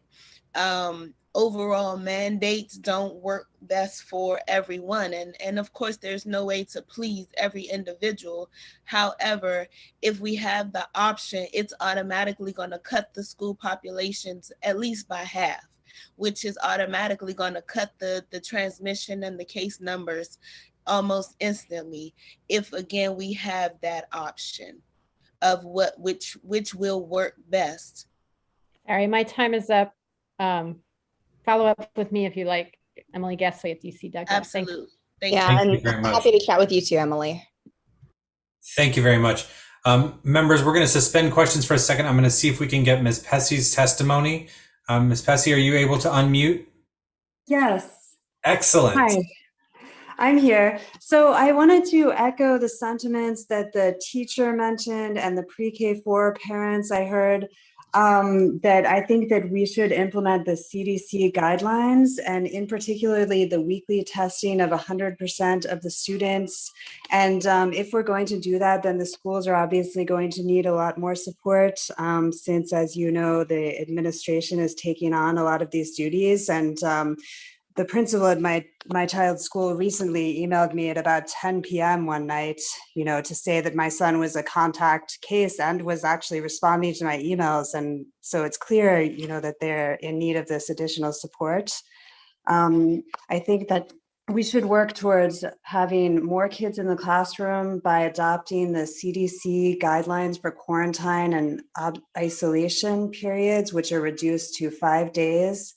And that test to stay should be implemented as well. That's it. Thank you very much. We appreciate you being here. And for those public panelists who have not yet sent us written testimony, if you are able to do so, we really do appreciate that. It does become part of our official record. Dr. O'Leary, for questions. I don't really have questions. I appreciate all of the differing testimonies about how schools are dealing with COVID. And I was wondering if, I guess it's a question, if you could respond to, wouldn't it be, when we're talking about all one size fits all, if there were specific guidelines and all the schools had to follow them, would we be in a different place right now? Yes, we would. Because if they were testing everybody, we would have actual data to know who has COVID, where is it coming from, by ward, by school. But that was never done. There was never 100% testing at all DC public school and at all DC charters. That never happened. It was barely 5%, barely 2%. Now it's required at 20 and 30%. So Dr. O'Leary, if they did it from the jump street from the beginning of COVID and made that the standard rather than the anomaly, as where we're at now, we will be at a different space with COVID now. And the thing about it is okay, it's the 19th of January, and we've been back in school for a couple of weeks, and it could change dramatically if that was done by the people in charge of the schools. And what about the charter schools? Well, I know there are charter schools that are doing 100% testing. I think in DC there are. Isn't KIPP doing that in DC? I know EW Stokes is. But I think one of the issues as well is that DCPS has a fair number of rules they're supposed to be following based on council regulations, based on just things that they've agreed to do. And a lot of them, they're just not doing them. So like the rules are there, and like the guidelines are there for a lot of things, not everything, but they're not even doing these lower level guidelines when we're asking. Right. Thank you very much. I'm out of time, but thank you for your responses. That's very helpful. Representative Chang. Thank you. Hi, Ms. Stamper. I'm curious your take on this 100% testing. Would that resolve some of the major challenges that you laid out? I feel like it would have addressed them. I feel like educators, we wouldn't have as many leaving the classrooms due to different reasons. I believe that if we allow more educators to stay virtual, especially with compromised immune systems and whatnot, and teach virtually, and actually did the simulcasting or the asynchronous learning, actually added a day in of mental health, the Wednesdays where you do how we did prior to virtual learning before, that really helped teachers. I know it helped me with my planning for my students, but now that doesn't happen. Now that I'm back, I don't have my Wednesdays to myself anymore. And the school that I'm at now, we're not testing 100% of the staff or the students. What about for you, Ms. Coughlin? I mean, I think it would be supportive in a lot of things. I think it would, I think one of the issues with it is that, again, a lot of the administrative burden of COVID right now is falling on principals or office staff or teachers. Like, I've made, contact calls to families. I've told them about like the school being closed as a teacher. And so I think if we did have those people who are supposed to be doing that and who we were promised to have in the fall, actually there to support that, I think it would be more feasible. And I think people would be able to see it more in this, like, as an opportunity rather than like, oh, we got to like test all these extra people. It's like a burden. And just to make sure we get, if I could get a yes or no from Ms. Ballard and Sundberg, would that, would 100% testing be something you would support as well from the parent perspective?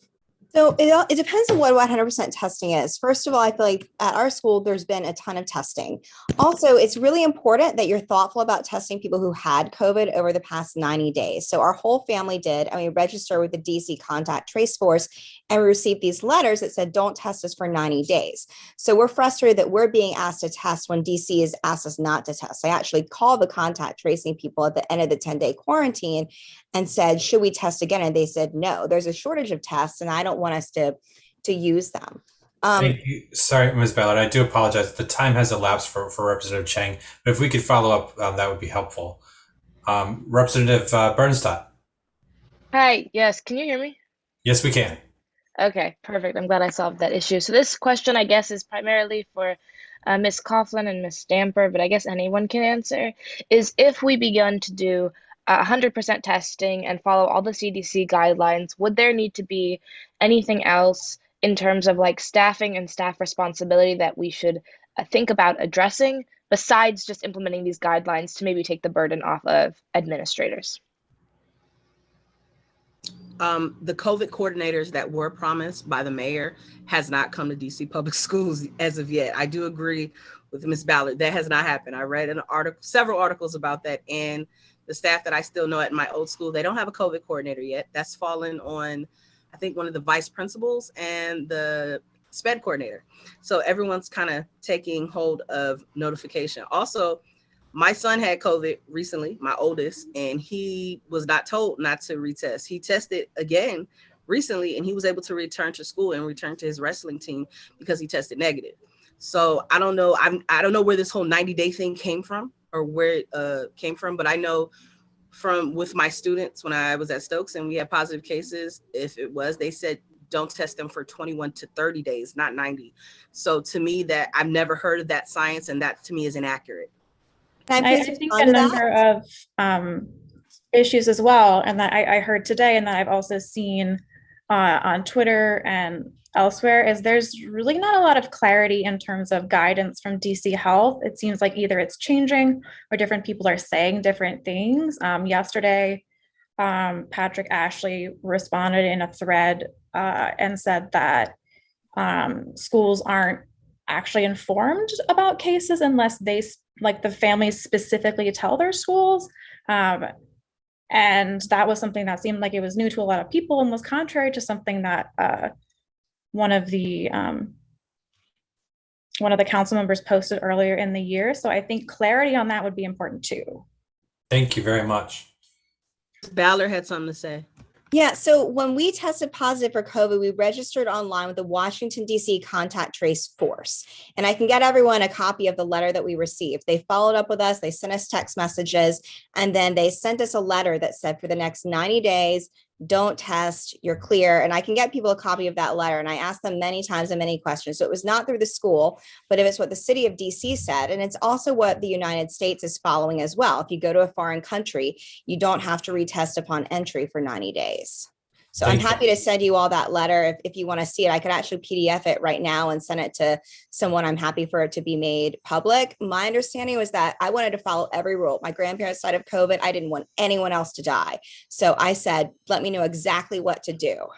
And it's ironic that you said that because Ms. Stamper, I do apologize. The time has expired for these questions from the representative. So we're going to go to Representative Thompson next for questions. I'll just say really quickly, I appreciate hearing from this panel. I'm actually going to yield my time because of Kimba and not hold up the meeting. But if Representative Chang or the representative before me want to use it to finish the questioning, I was appreciating those responses. Thank you. Ms. Stamper, if you'd like to continue, then we have 1 minute and 42 seconds. Thank you. All I was going to say was when my son got COVID, we were at Children's. And Children's, I asked them, I said, should I report this to DC Health? They were like, that's not necessary. I said, are you sure? They didn't tell me anything about not retesting. I asked all these questions. They even tried this emergency use medicine on my kid, Remdesivir. Didn't hear anything about it, never knew about it, had to literally research it on the fly. I didn't know that. They didn't contact me. However, when the baby, my now 3-year-old, was exposed to COVID in the daycare, I was contacted by the DC task force. And I don't know where Miss Christina Grant is, but to me, with OSSI and these daycares, they're reporting in DC Health, but then we're not being properly notified either in the daycares. So I don't know. I agree with Ms. Coughlin and with Ms. Ballard. We need to do a better DC Health, DC government, OSSI, everyone needs to collaborate to get on the same page because we are not on the same page. We are all flying on different manuals of this COVID plane, and this isn't good. Thank you very much. Representative Lopez. Thank you, Mr. Hayward. My question is, because I know we talked about virtual learning, and I know that some of my peers, especially students, are a bit hesitant about transitioning into virtual learning because of the amount of time that they're spending in front of a computer. So my question is, how much time are we expecting students to be, online, whether that's doing homework or during like class or any other assignment?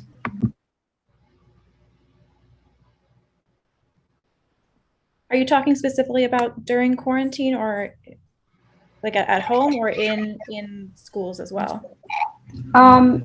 If we were to switch to virtual learning, or if the option was available. The option has been available since the COVID pandemic started, because initially when schools shut down completely, everyone had to switch over to virtual learning.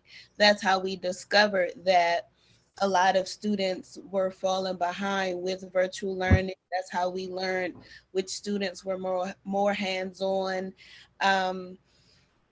It wouldn't be permanent, but from my experiences with Meridian, it has been written into the school day that breaks be taken if it is fully virtual. If it's a full day of virtual learning, then a child cannot sit, an adult should not sit at a computer screen for 7 to 8 hours a day straight. So most of the teachers will have a 5-minute, hey, get up and jump around or shake it off. And then of course, recess is shut down. Now, because it's virtual, the rest of that would be left up to the parent to do the parenting portion of virtual learning. The virtual learning has to be a community, a collective thing. It can't just be one or the other once you go virtual, because you're as a parent, you're stepping into the assistant teacher role. And unfortunately, you don't have an option if schools shut completely down. So thank you so much, Ms. Conerly. I appreciate it.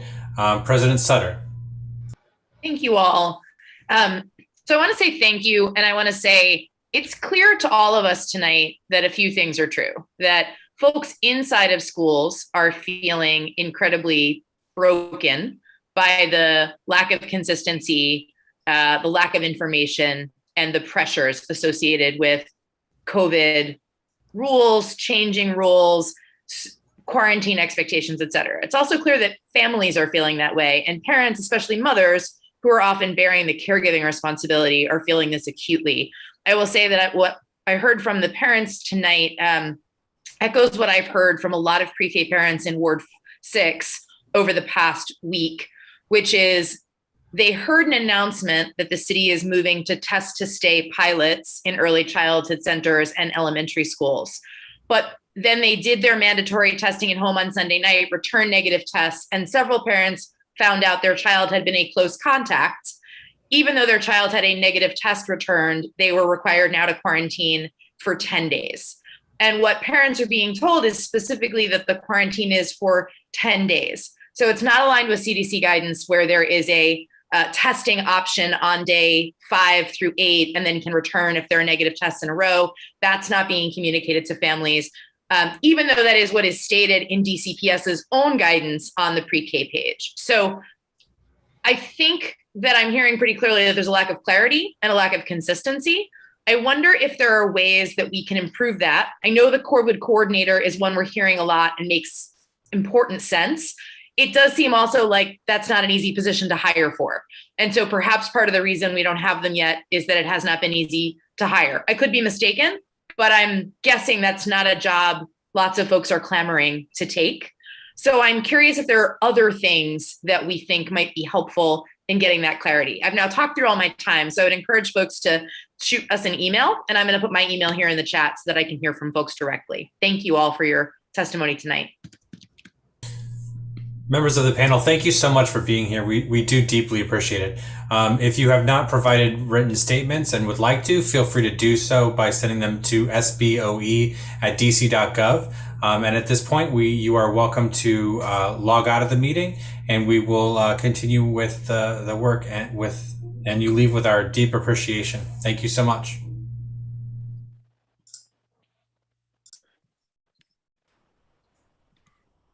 Thank you.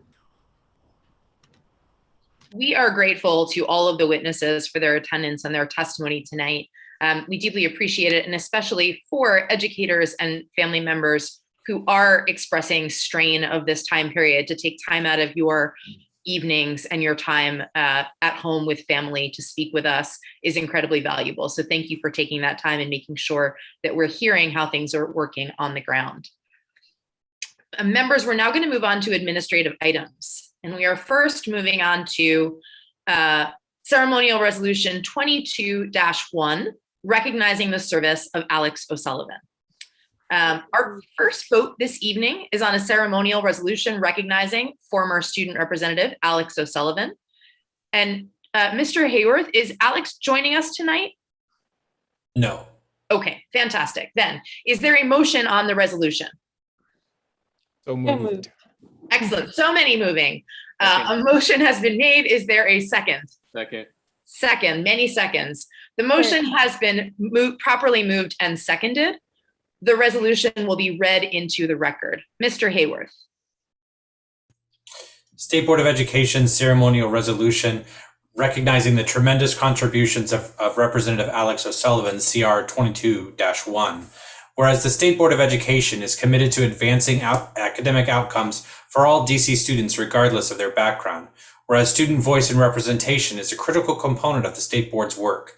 Whereas the Student Advisory Committee was established in March 2015 to provide a voice for all students in the District of Columbia and to promote communication between the State Board, district students, and other education decision makers.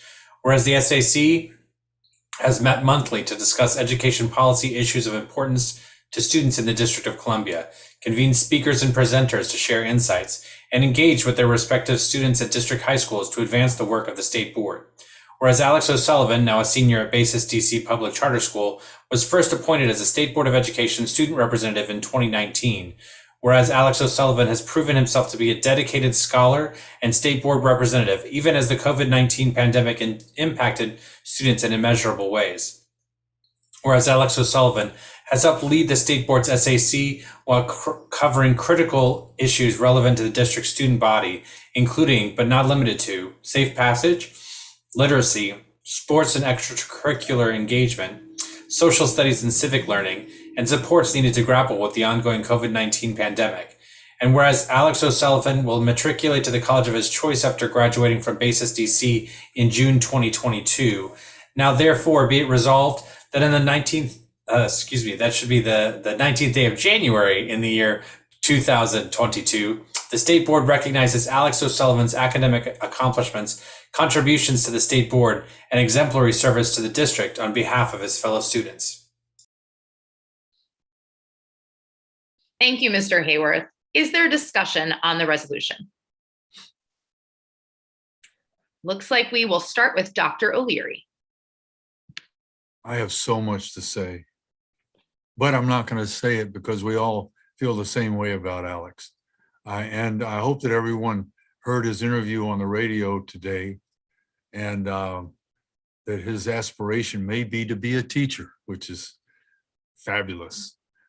He was a joy to work with for 3 years, and I wish him well, and I'm in touch with him all the time, bugging him anyway. But he was, and he has left shoes that the members of the student committee now can fill.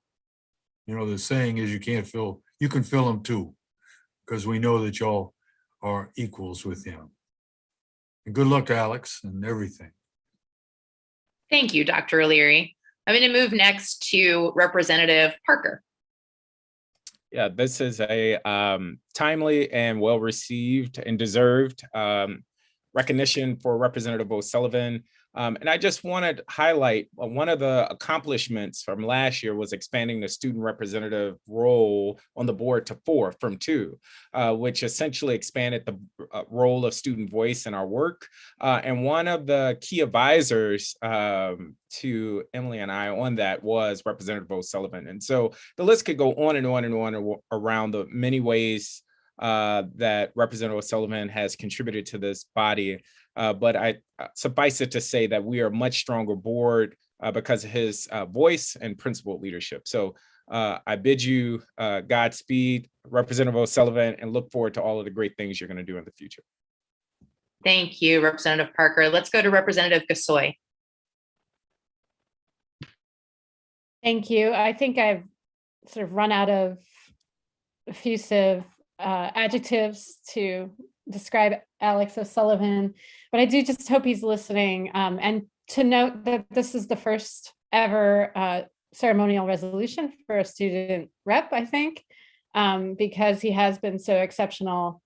And I do just want to give a little anecdote that I woke up this morning to my clock radio and heard a very familiar voice.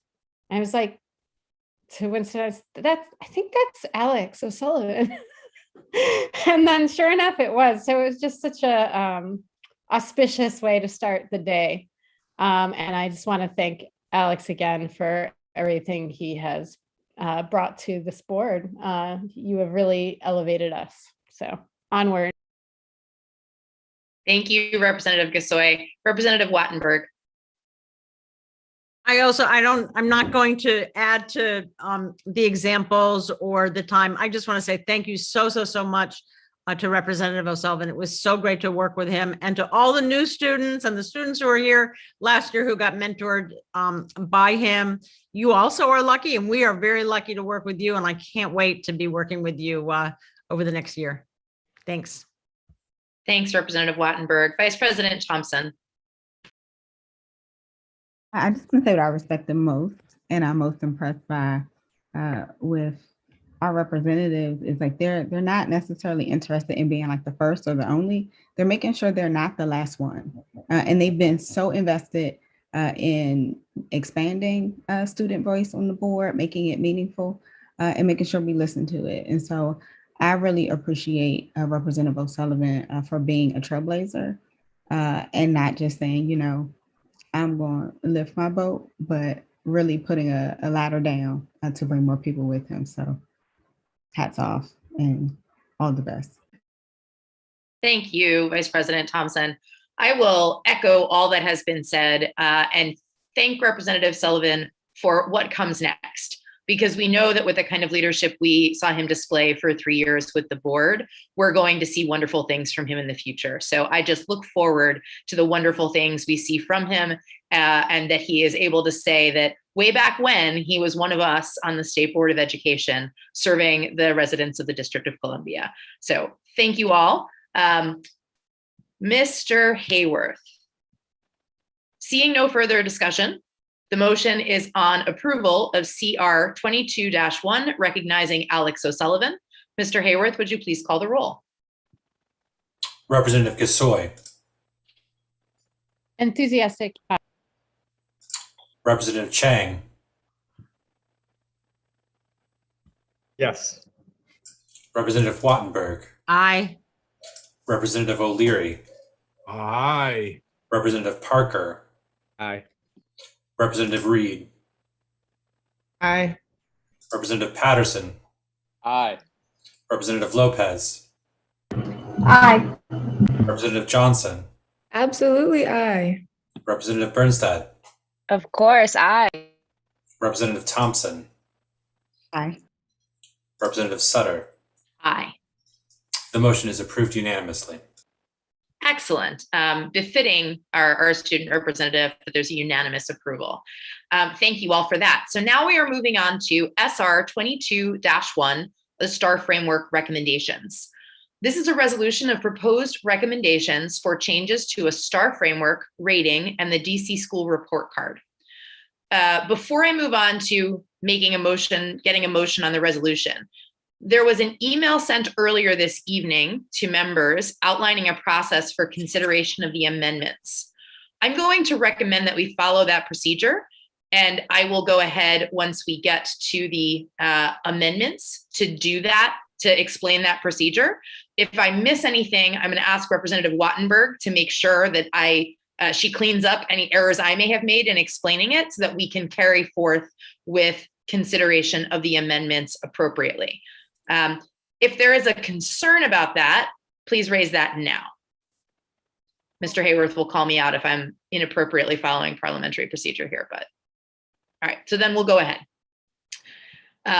Is there a motion on the resolution? Representative Wattenberg? So moved. Is there a second? Second. Okay, Representative Patterson has seconded. The motion having been properly moved and seconded, the resolution will be read into the record. Is this accurate, Mr. Hayward? We're starting with the resolution and then moving on? Thank you. Mr. Hayworth, would you please read the resolution into the record? Yes, let me get a drink of water because this is 6 pages long.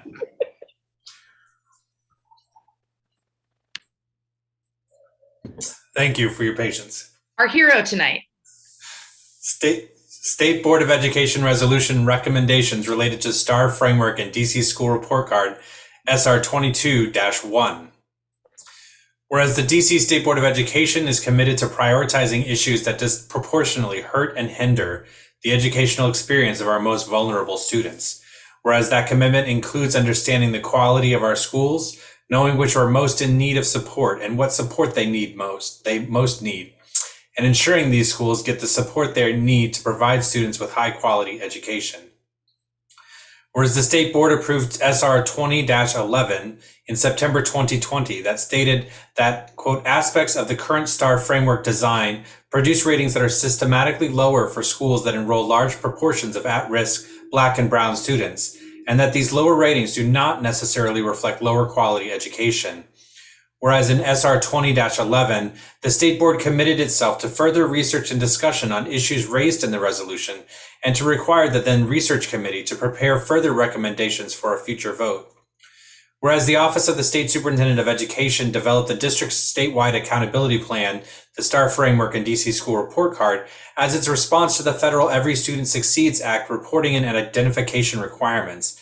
ESSA requires states to report proficiency rates in math and reading, growth in English language proficiency among English language learners, graduation rates for high school, academic growth for elementary and middle schoolers, and performance on a fifth indicator for all students. Report disaggregated data showing the performance of students designated at risk, students with disabilities, ELLs, and each major racial and ethnic group. Use these data and potentially add additional data to identify the lowest performing 5% of schools and schools with equally low performing subgroups, and provide federally provided financial assistance to these identified schools. Whereas the STAR rating, a single summative score generated by the STAR framework, is also used by different stakeholder groups for other purposes, including to hold schools accountable and incentivize strong performance by shining a public light on their performance, by parents to choose schools for their children, by school communities to diagnose school needs for school improvement.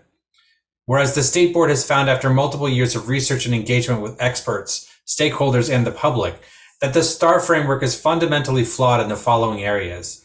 1. Systemic bias. High STAR ratings are disproportionately awarded to schools with fewer students designated at risk, and lower STAR ratings disproportionately to those with many students designated at risk, while the data show that students' academic growth, based on math and reading test scores, was much more even across schools in all wards. This is due to several indicators, including re-enrollment rates and proficiency rates, being highly correlated to family income rather than school quality. Number 2, a narrow view of quality. The current STAR framework relies heavily on scores from a single statewide summative assessment. This provides an incomplete picture of a school's performance and quality and may lead to overemphasis on tested subjects at the expense of science, social studies, the arts, and students' socio-emotional and physical well-being. Further, summative test scores are a lagging indicator of school quality. They reflect schools' quality and effectiveness only up to the point of the test. Research shows leading indicators are likely to predict future student progress. Number 3, limited support. Currently, the STAR framework leads to required financial and technical assistance to the bottom 5% of schools' STAR rating as required by federal law. These schools are called Comprehensive Support Type 1.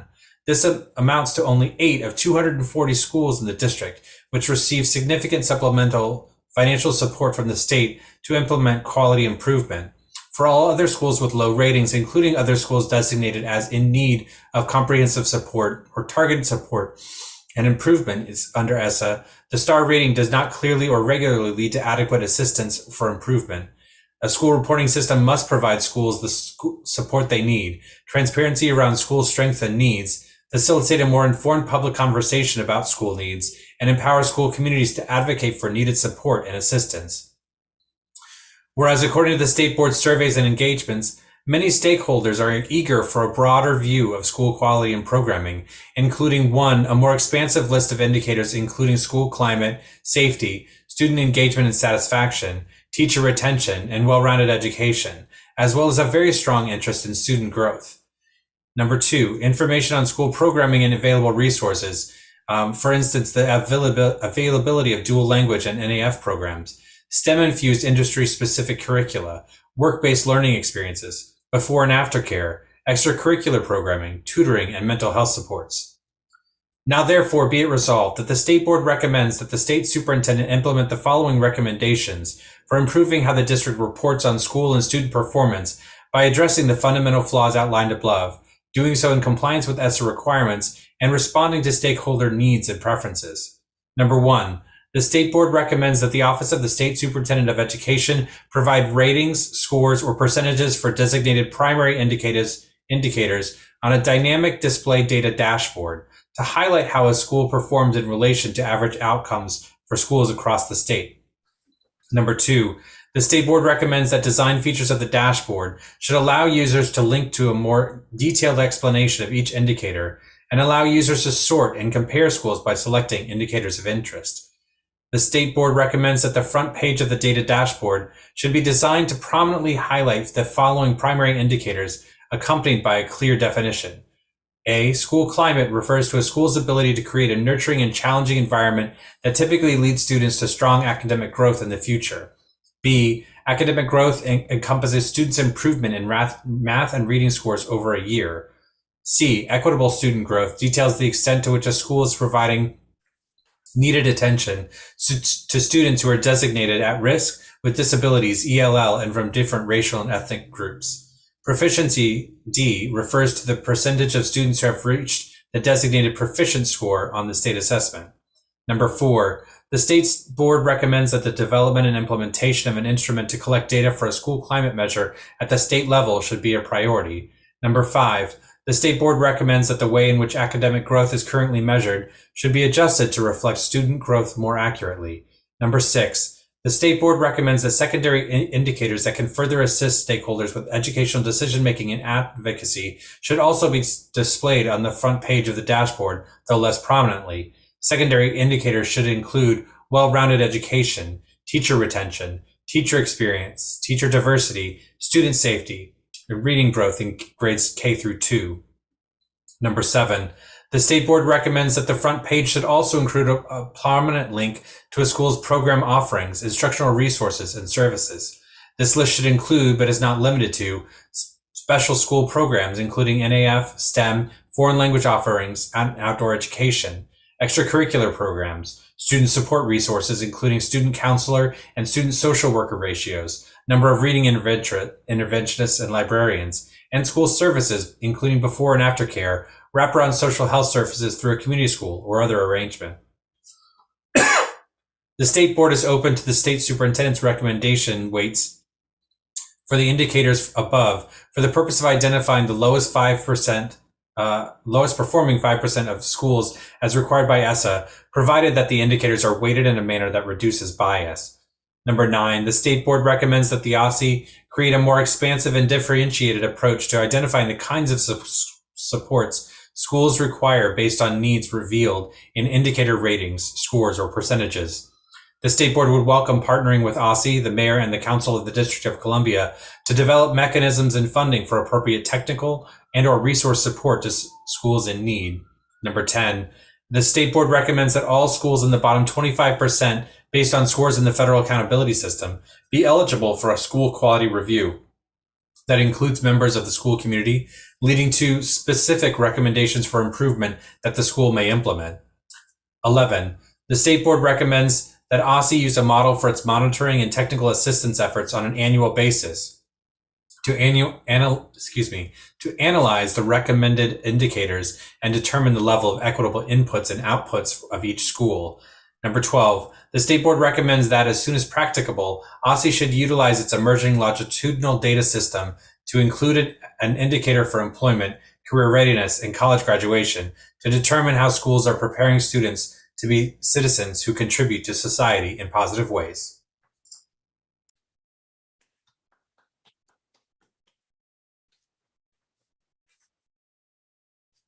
Madam President, you're on mute. I was saying such nice things about you, Mr. Hayworth. I said, first, we owe a debt of gratitude to Mr. Hayworth for the heroic effort to read those 6 pages aloud. So thank you for that. One question that Representative Reid kindly put in the chat, and several others of us, I imagine, also had, is there is additional reading to be done tonight on the amendments, and I wonder if there's a way we can spare you the burden of reading them all. Is there a parliamentary procedure we could use to share the burden? There is a parliamentary method to do that. All it would take would be any member of the board saying I move to waive the reading. Okay. I move to waive the reading. Second. The motion probably having been moved and seconded. to waive the reading of amendments. Do we need to take a roll call vote on that, Mr. Hayworth, or do we just aye and nay? An aye and nay would be fine. Point of clarification. Okay, there are questions on this, so we'll go first to Representative Parker for a point of clarification, and then to Representative Gasoi. I understood President Sutter's question to be, could someone else read the amendments versus the motion that is to bypass the reading? I do think it is important for the public to hear the amendments, though. Although I would be open to someone else reading outside of Executive Director Hager. Representative Gasoi, did you have the same question or another point? Exactly the same. Okay. I rescind my motion about the reading. Okay.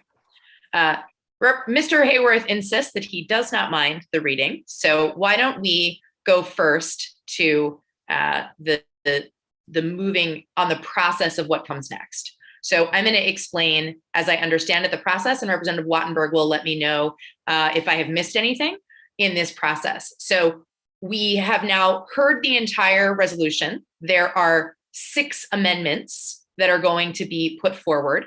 And the suggestion is that we have an author of the amendment put forth the amendment. And one of the authors of an amendment, so 5 of the amendments have 2 authors, another has a single author. We have the authors of the amendment share why they believe this amendment is important and why they're putting it forth. Then we have someone speak in favor of it, and one person speak in opposition to it if there is opposition to the motion.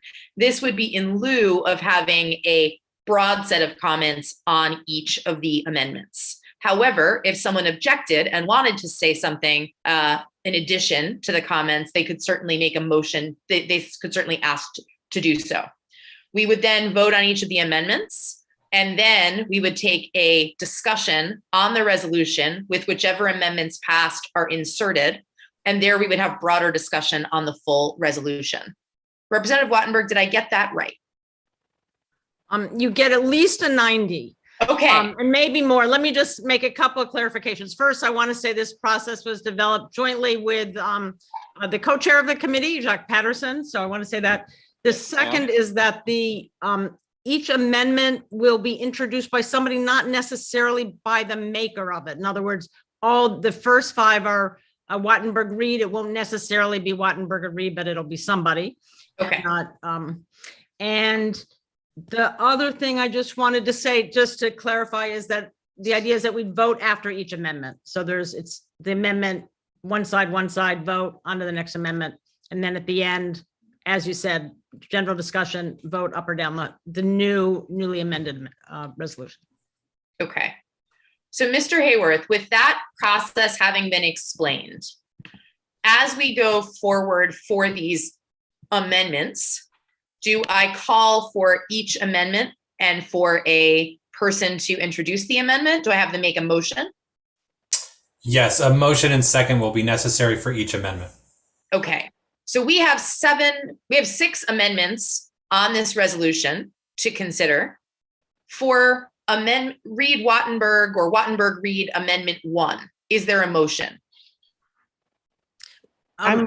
Wait, first, I'm sorry. First, we need to put the main resolution on the floor. We need to move the main resolution. So I move that.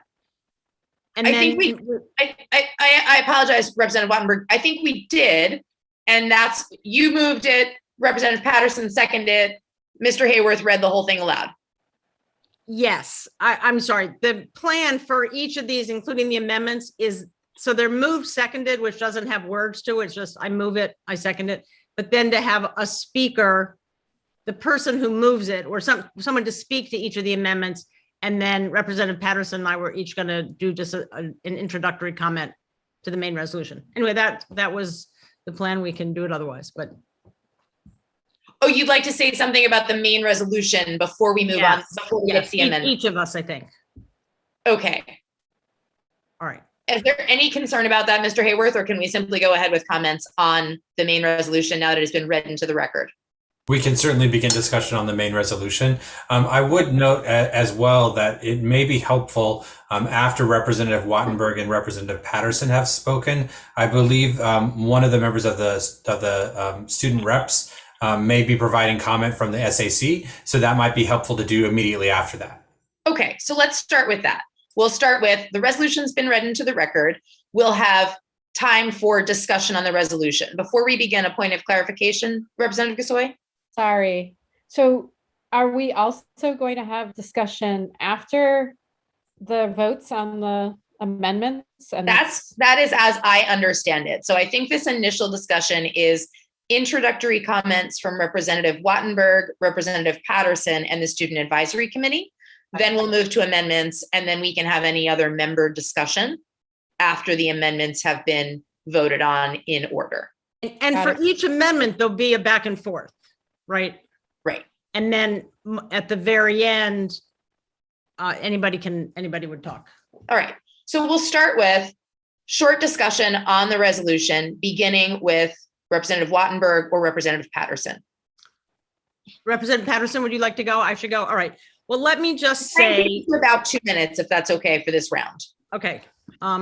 So put up my numbers there. So I can see my time. Okay. So first of all, I just want to thank everybody who has been involved in that and by that I mean the staff. I want a special call out for Darren Fleischer, who has done so much on this. I want to say great things about our committee. Our committee has worked through a lot of things. It was not always fun or pleasant, but we've worked on it for a year. And here we are. Huge call out to my co-chair as part of that. Also, huge call out to the stakeholders, the people around the city, the parents, the teachers, the principals who came and testified, who came to our engagement events, both in wards and citywide, and who came and testified at our meeting and who participated in a number of surveys we did. So just a huge, huge thanks. That's why we're here. Let me just say a couple of things about the substance of this. There have been a lot of concerns about this for a while. Part of it's about bias. Part of it is about transparency. Part of it is about the overkill on the testing. I want to just say a couple of things on the bias. So just we've talked in general about the bias in the rating. I want to say, for one example, in wards 2 and 3, the city's most affluent and the whitest, 95% of the schools, 18 of 19 have 4 or 5 star ratings, 95%. In ward 7 and 8, just to pick 2 others, 14% do, 10 of 70. So these ratings could represent very different quality, but what we know from information that OSSE has provided, the rate of growth, the actual learning in the schools is very, very similar. And that's a lot of what we want to deal with here. Another thing I just want to say very quickly about transparency is with the single rating, everything gets mushed together. We want to have a dashboard that will unmush them. And we also hope it'll put, with the multiple indicators, so much won't be on a single test. That's my motivation. Thank you, Representative Wattenberg. I'm going to come next to Representative Patterson for 2 minutes of motivation for the resolution. First of all, I want to thank every single person that's on the screen that has participated in the conversation that we've had. For over a year, my first year, we have really focused on something that is very important to a lot of people throughout our city, is what we call currently the STAR report card. Hopefully, we won't be calling it that in the future, but we'll be calling it an accountability framework in which that works for every single person. I wanted to start with framing it in a discussion because we really dug in to really find out how people felt about different metrics and different aspects of what defines a quality school. Each one of my colleagues worked very hard in their communities to get their voices elevated. And I so appreciate all the work that went into it. To Darren, who worked tirelessly and met all of our timelines, regardless of how much we shortened it or whatever, I could not say enough and give enough gratitude for his ability to meet every single one of those and get things out to us in a way that we could really get this information out to everyone and make sure that we heard them back. So what you're about to hear is basically a discussion about some of the amendments, some areas that we can also improve on some of the discussions that we've heard and that we would like to see go forward, but also to emphasize that basically this is a discussion. This is the first step in the discussion, and we will take this information that we get here and we will take it to OSSE and work with our superintendent who spoke to us earlier at the outset of our meeting to make sure that we have something that's going to work for our students, that we can improve schools with, that we can help families hold people who make decisions about budgets and other aspects of quality school accountable. That is what this is for. I said from the outset, I want an accountability tool that will be an indicator as to where support is needed, not an indictment on the work that's being done in schools, that will actually lift up our teachers, our students, and our parents. So I thank you for your time and everybody's involvement. Thank you so much. Thank you, Representative Patterson. Who is going to speak on behalf of the Student Advisory Committee? Representative Birnstad, the floor is yours. Awesome. Thank you. Can everyone hear me okay? Okay. In response to SR 22-1, the STAR Framework Recommendations Resolution, which has some recommendations to the STAR Framework and DC School Report Card to fix inequities found in the system, the SAC is in full unanimous support of passing this resolution. Thank you very much, Representative Birnstad, and all of the members of the Student Advisory Committee for weighing in on the legislation, for the resolution rather. For those who are watching, there's been a lot of discussion I've seen in social media tonight about the role of student reps on the board, and I just want to thank our student reps publicly for their work to dig in on the resolutions the board is proposing and make clear whether they as students support or do not support the direction we're heading, because it is essential that we hear from them on this work. So we've now heard the two motivations and the Student Advisory Committee's recommendation. We'll now consider the amendments. So on Wattenberg-Reid Amendment 1, is there a motion? I move that we accept the amendment number 1 from Wattenberg and Reid. Second. The amendment having been properly moved and seconded. Mr. Hayworth, is this where we read it into the record? Excellent. Mr. Hayworth, would you please read it into the record?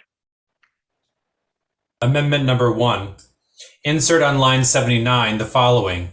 Whereas a single summative rating, such as stars, a number, or letter grades, is not a requirement under ESSA, and several states, including California, New Hampshire, and New York, do not currently report a summative rating as part of their school accountability systems. Insert on line 80 the following. Whereas a single summative score is based on a set of indicators that may or may not be most valued by stakeholders or most useful in highlighting areas in need of support, and therefore creates a less accurate, less transparent, and less useful assessment of school quality than a dashboard with each indicator visible.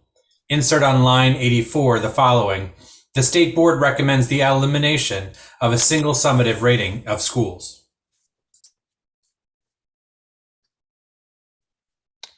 Thank you, Mr. Hayworth. Is there discussion on the amendment? We talked about the possibility of having one person speak in favor and anyone who wanted to present the opposition. Representative Reid, would you like to take the in favor approach? Thank you. Thank you, President Sutter. So I raised the Smith family, who is African-American family in Ward 7, who attended our first public engagement session in the middle of a pandemic with their 2 very young children, who said that they did exactly what the STAR system is set up to do. They filtered all the schools about 4 and 5 stars, ended up going to visit about 11 or 12 schools, and still found no school to meet their family's needs. And I raise that because the stars basically don't encompass all the work that our schools do. And it's the single summative rating piece of that also doesn't help families navigate the system that they're trying to find schools that truly reflect the needs that they need for the things they need for their children, and the clarity in regards to what's best for their family. So in response to that family, and then resounding support from Ward 8 residents, according to our survey, I am in support of removing the single summative rating, and hope my board members support that amendment. Thank you. Thank you, Representative Reid. Representative Patterson, I see your hand. Are you adding to the in favor, or are you opposing the amendment? I will be opposing, ma'am. Okay, we're going to keep a clock of 2 minutes on there. Representative Reid was definitely within that, but now I've got it up for you. So please go ahead, Representative Patterson. Thank you, ma'am. I want to speak very succinctly about how this has been kind of spelled out or rolled out to the community at large. I don't think anyone that I spoke to personally enjoys the stars. And I have always said from the very outset that I am not in favor of having stars or retaining the stars going forward or those being used. I think people feel it's just a wrong way to look at our schools or our device to use it. I've also said that I support a dashboard as well, so that we can look at different aspects and that people can go into those particular indicators and see how schools compare with each other on those particular areas. What I've also said is that at the end of the day, once I find out everything that a school is doing or not doing or where they can improve, I would like to have a summative score, because I want to know overall, is a school needing support? Are they stable, or are they progressing? And I think a summative score allows us to do that. Also, it allows us to identify the bottom 5%, the way that the law wants us to. And it also allows us to identify that 25% that we'd like to add, and make sure that we're identifying. Without that, I don't think we really can tell one school from another how they're doing in any particular area. So I will be voting against this particular amendment based on that. Thank you. Thank you, Representative Patterson. Before we move to a roll call vote, are there any further comments representatives would like to add on this amendment? Okay, I'm going to go to Representative Chang and then Representative Parker. Thank you. So a few things that I hope we'll consider as we continue our work this year as a board. I really hope that we'll keep in mind that we really need to know how well our students are reading. I hope we'll keep in mind that today's considerations alone will not correct structural inequalities and inequities, that we have real hard and longitudinal work to do after this vote. I hope that we will consider investing more resources for community engagement and to support families to better understand how data is presented. I hope that the formula with which we use to follow federal guidelines to identify the bottom 5% of schools are shared transparently and adapted. And I want to repeat what Mary Levy said earlier today, that there's a difference between accountability and informing families around school choice. And our work after today's vote needs to be deliberate about addressing both and not conflate the two. Thank you. Thank you, Representative Chang. Representative Parker?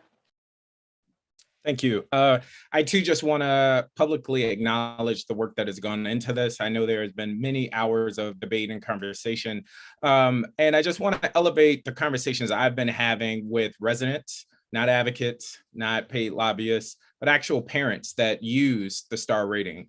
And almost to a person, each person said either I don't look at the star rating, B, I don't know about the star rating, or C, I don't agree with the star ratings characterization of my school.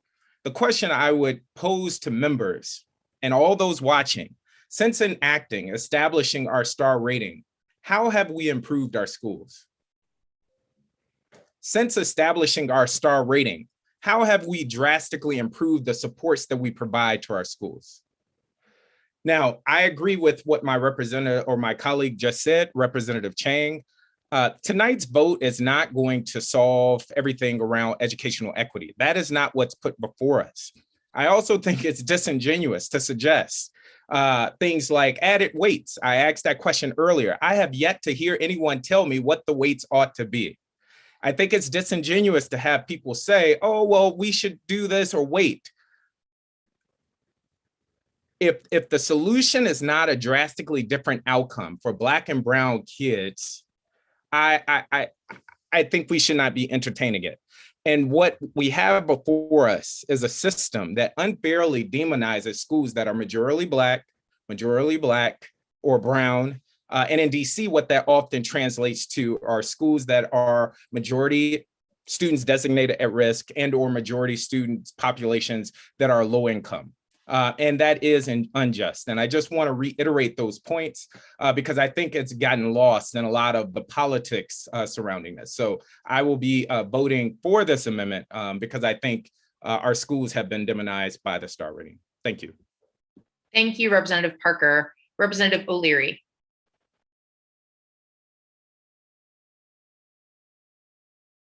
I just want to add to what Representative Parker was talking about and just mentioned students for whom English is a second language, and also students who have IEPs or 504s.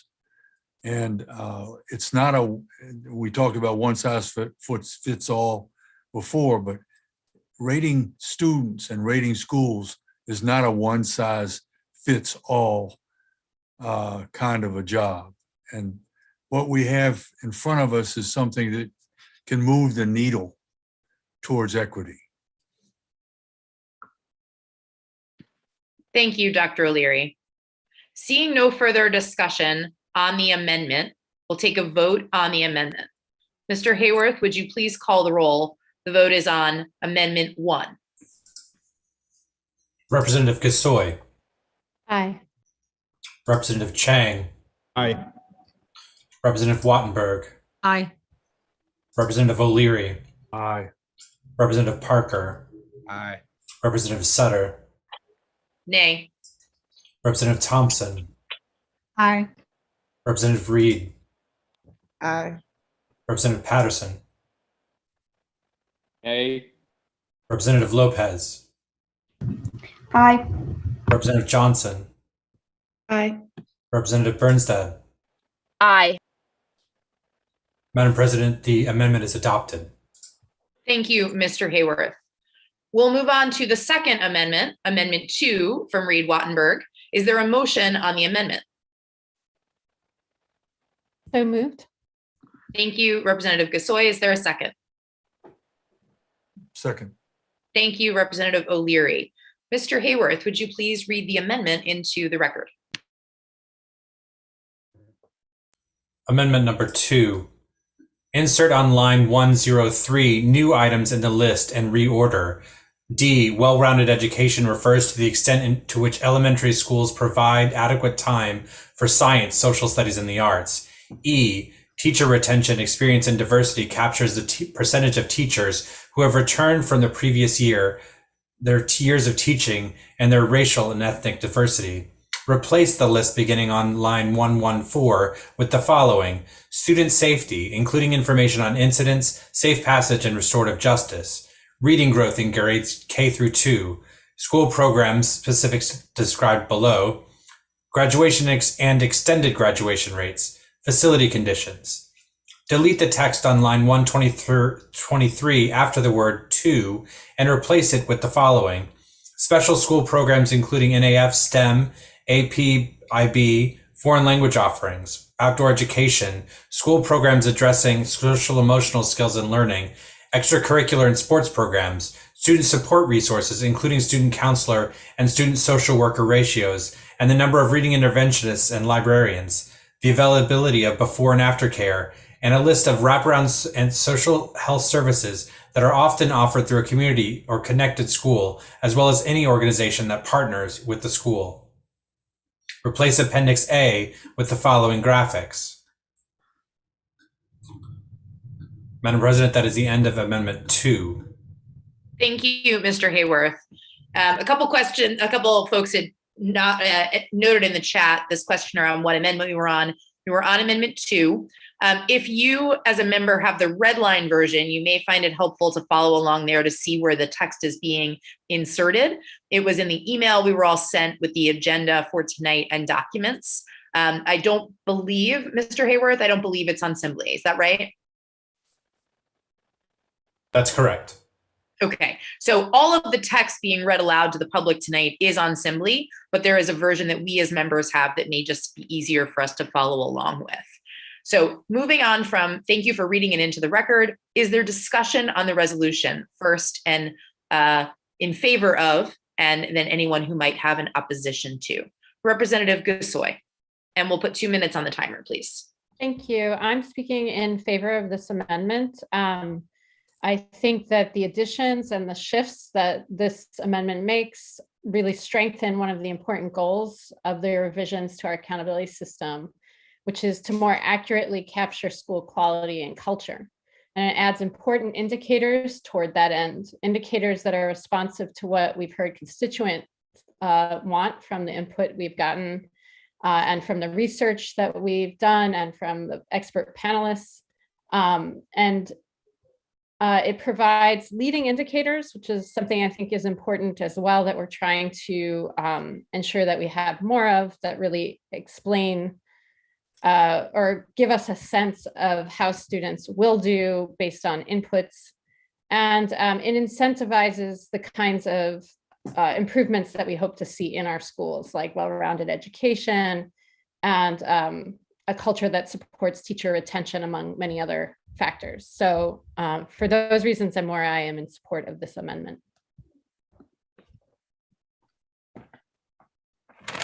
Thank you, Representative Gasoi. Are there other comments on the resolution, either in favor or in opposition to? I apologize. I should have said, are there other comments on the amendment?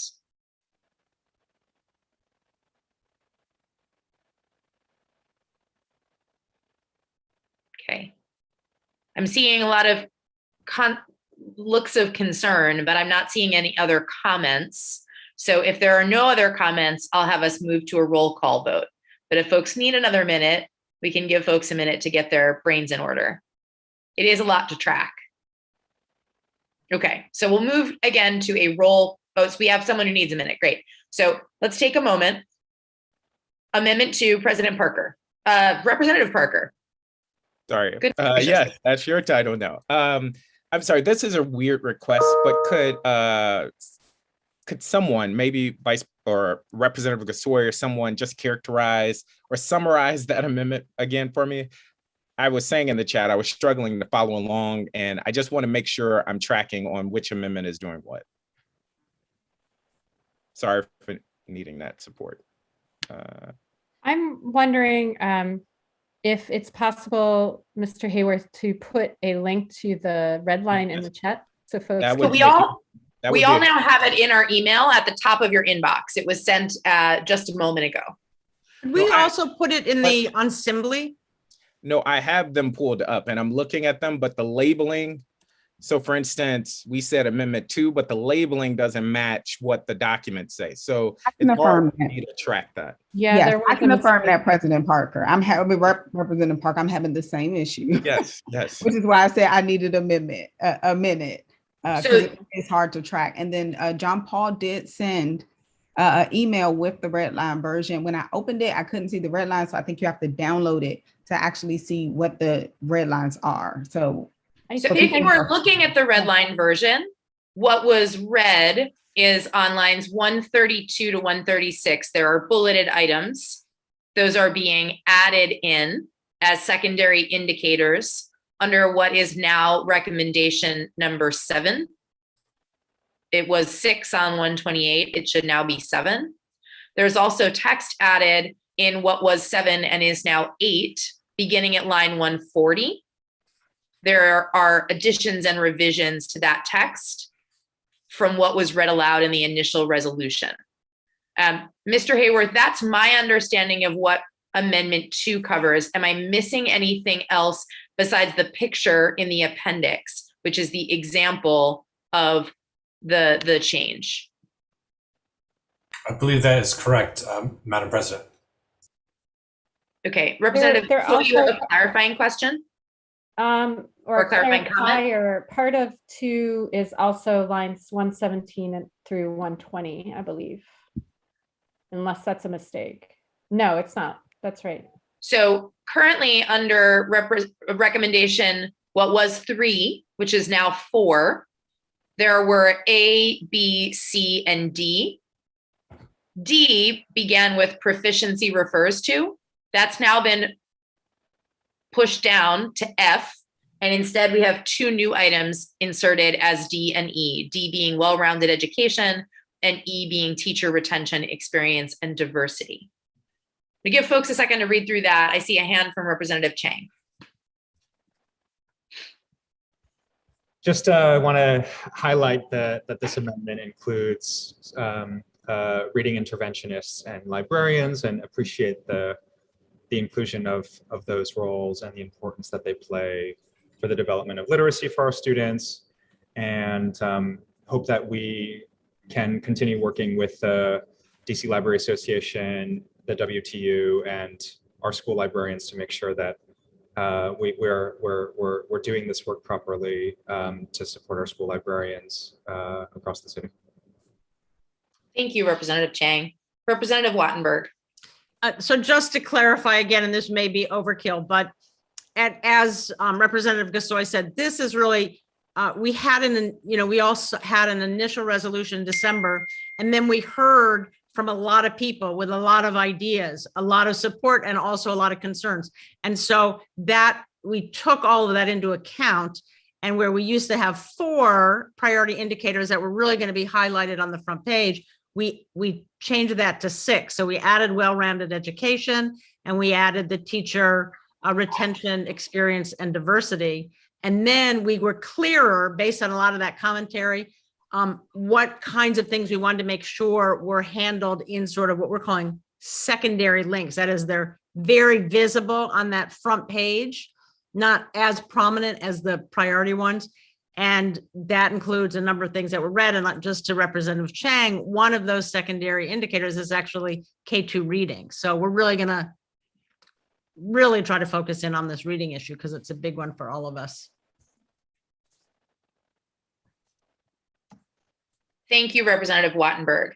I'll just add one comment I have on this amendment. I appreciate that we were able to take what we heard from the various members of the public who came and spoke to us about their interests. I have one concern about this. I am going to vote for the amendment, but I have one concern that when we move into our conversations with OSSI, the board make clear our vision for the look of this tool that we are envisioning in our recommendations, because there are places where we talk about on the front page, and I'm not sure that OSSI will understand that in the same way that we may mean that. So I simply encourage us to continue to work towards clarity in the kind of visual presentation of information we want in order to best serve members of the public with the information they've requested at the places they would like to see it so that it is prominent for them in their use of the tool. But I am otherwise in support of this amendment and will vote for it. Are there any other questions or comments on Amendment 2? Great, then we'll move to a vote. Mr. Hayworth, would you please call the roll? The vote is on the approval of Amendment 2. Representative Gasoi. Aye. Representative Chang. Aye. Representative Wattenberg. Aye. Representative O'Leary. Aye. Representative Parker. Aye. Representative Reid. Aye. Representative Patterson. Aye. Representative Lopez. Aye. Representative Johnson. Aye. Representative Birnstad. Aye. Representative Thompson. Aye. Representative Sutter. Aye. The amendment is approved. Thank you, Mr. Hayworth. Okay, we are moving on then to Amendment 3. This is Reid Wattenberg Amendment 3. Is there a motion on Amendment 3? I move that we add amendment number 3. Thank you, Representative Reid. Is there a second? Representative Wattenberg seconds. Is there discussion on the resolution? A comment in favor? We'll start with Representative Reid. Madam President, I apologize. I do need to read the amendment prior to. Thank you, Mr. Hayworth. My apologies. Mr. Hayworth, would you please read the amendment into the record? Thank you. Amendment number 3, insert on line 129 the following. The State Board recommends that the formula used to identify the bottom 5% of schools as indicated by ESSA should include the following. For elementary and middle schools, proficiency, math and reading, English language learner growth, academic progress in math and reading, student perceptions of school climate, and equitable growth. For high schools, proficiency in math and reading, English language learner growth, graduation rate, extended graduation rate, and equitable growth. Thank you, Mr. Hayworth. So on the red line, you should be able to find Amendment 3 and where it has been added in. We'll start with Representative Reid speaking in favor of Amendment 3. Thank you.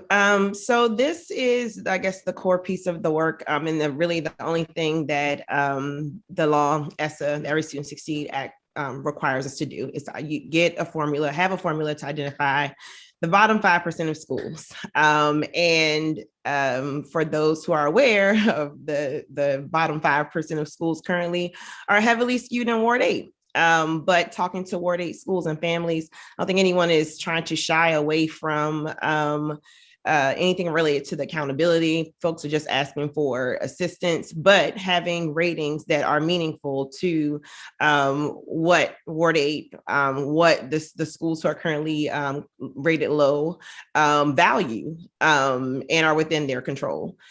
So the indicators both for elementary and secondary, or elementary and middle school and the high school were specifically selected based on feedback from what specifically Black parents, or at least Ward 8 parents, valued related to what they wanted to see related to accountability. And I believe when you get more into the text, because I know the amendment is very brief, we do say we need OSSE's expertise or access to experts to figure out how to work the formula in a way that values the school climate, growth, the things that our families value, and less on the proficiency piece of things. So that's that.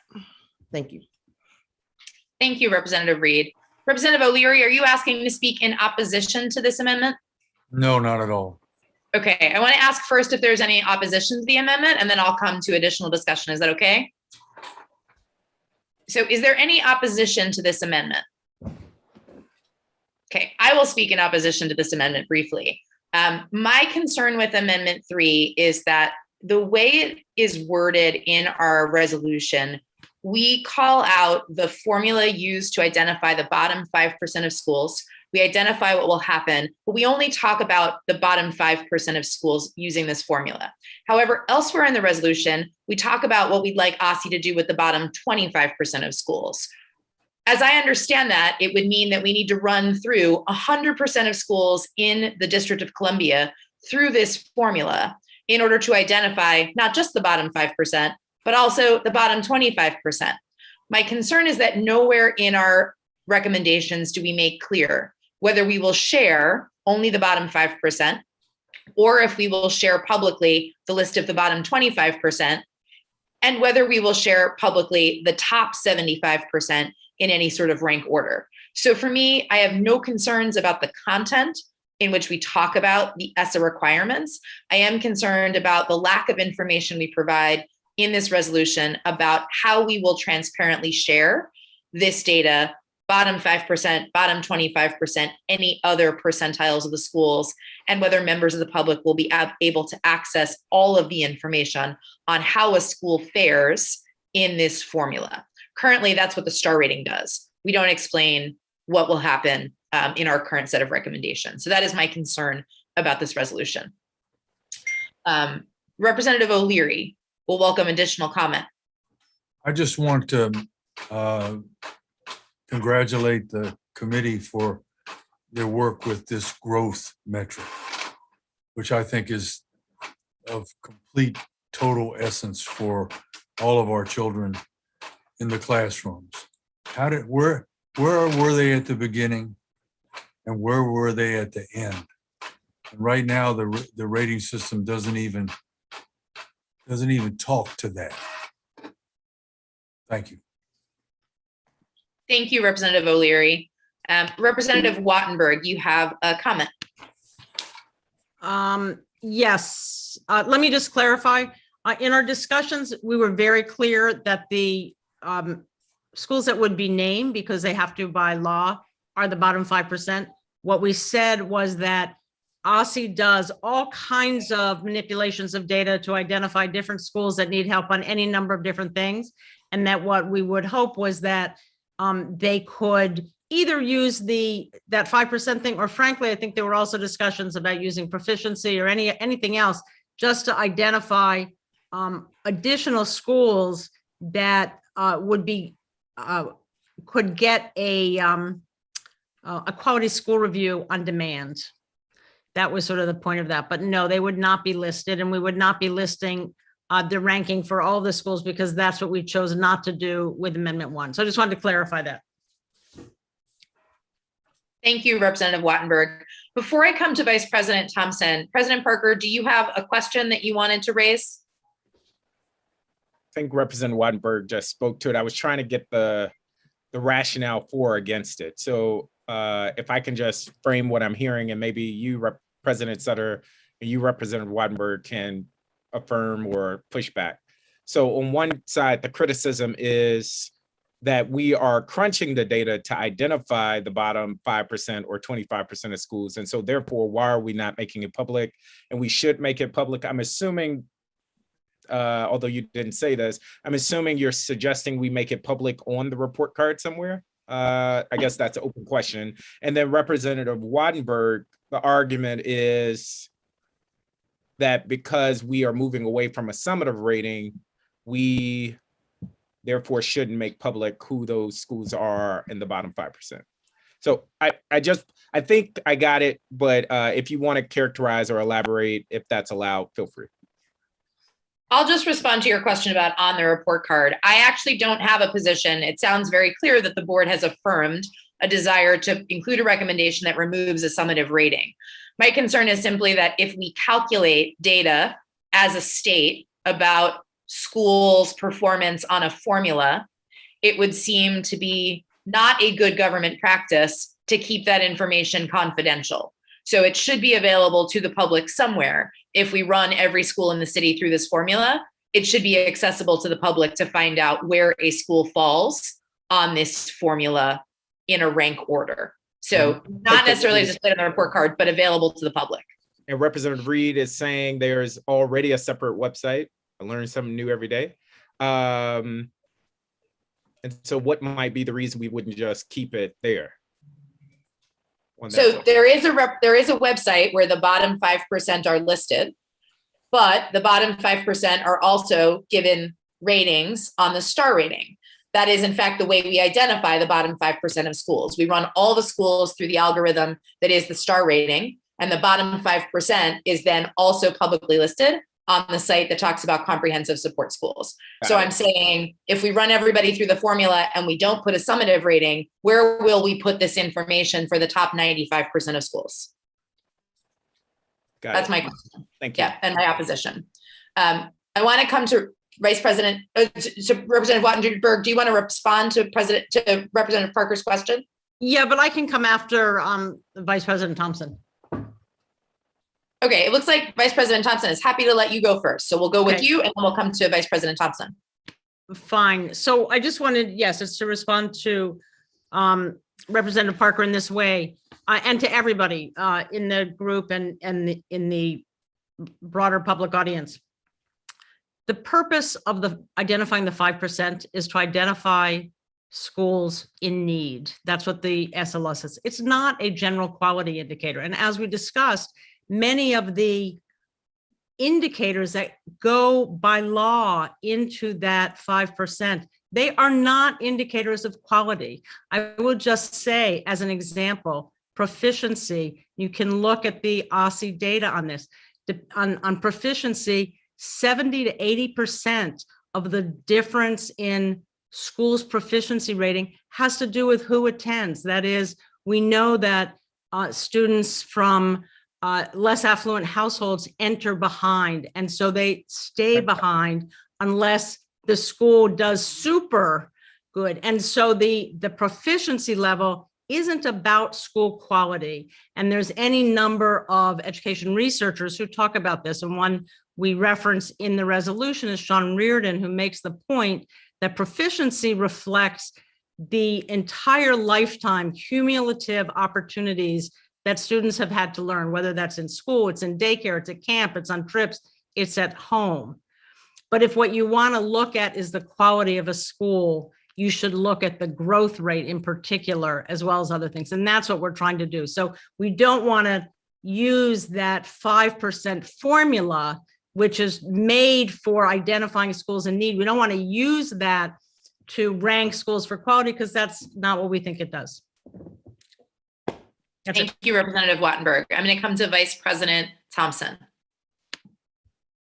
So I understand the spirit. I think it's the right spirit. I also recognize and understand the concern that Representative Sutter is raising. My hope is that this can be tightened up, I guess, once we pass this over to OSSI. I think it is our job as a board, not just to do like, do we agree with the spirit or something, but like, can we get to a letter of something that makes sense? Representative Wattenberg is absolutely right. The reason we have the 5% is so we can identify supports, but as you all know, there are supposed to be resources that come with that. So I'll support the amendment. I'm also not going to act like, there isn't some work to be done. I hope we can call for the vote. My guess is there's support here and we're belaboring the point. And so I don't know if it's possible for us to move on in that way. Can I make one response to a question that Representative Parker has in the chat, which is very relevant to this?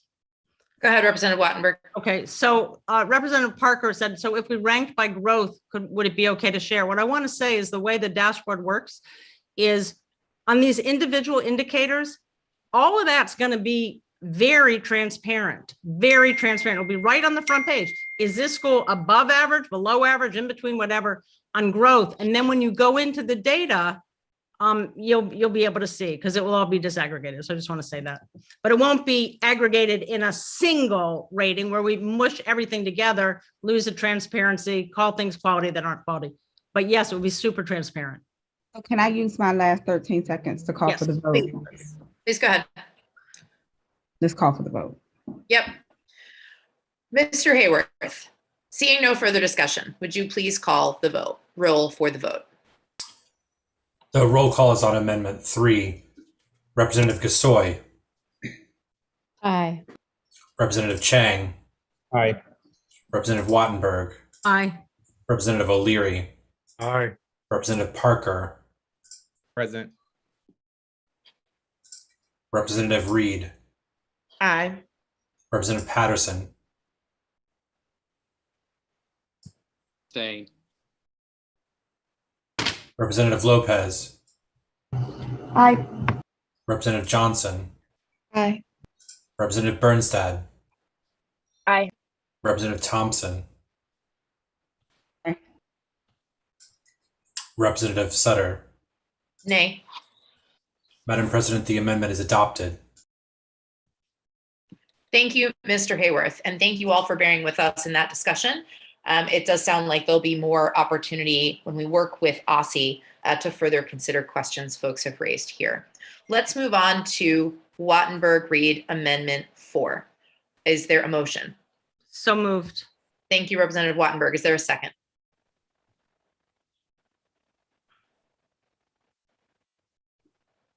Is there a second? Thank you, Representative O'Leary. Mr. Hayworth, the motion being properly moved and seconded, would you please read the amendment into the record? Amendment number 4. Insert on line 149 the following.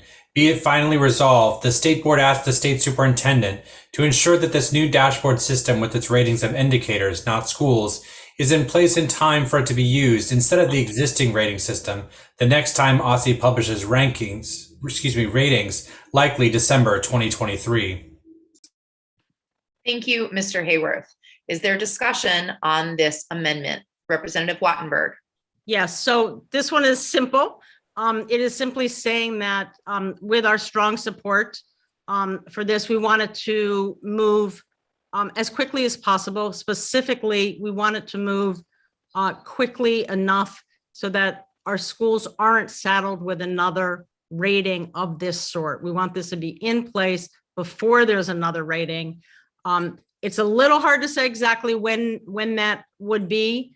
our expectation, I will say mine, based on everything we've heard, is there won't be a rating this coming December because it's September 2022, because there's not a second set of test scores. That's, I think, what we think, and the suggestion we've gotten from OSSI. In all likelihood, if we didn't change it, there would be one in December 2023. And so our intent here is very much to move this so this new approach can be in place before that December 2023 date. I will say that most of this, with one big exception, the data all exists. Schools are already looking at counting all of this, are aware of all this. The big exception, and I think there is unanimous support on this board for this, is that we do really want to be serious about school climate, and picking a school climate indicator or developing one. That's the one that's going to take some time and some resources. And I'll just say here, that's something we're committed to working with ASEAN to go to the council and get the resources that are needed and to do what's necessary to put that in place.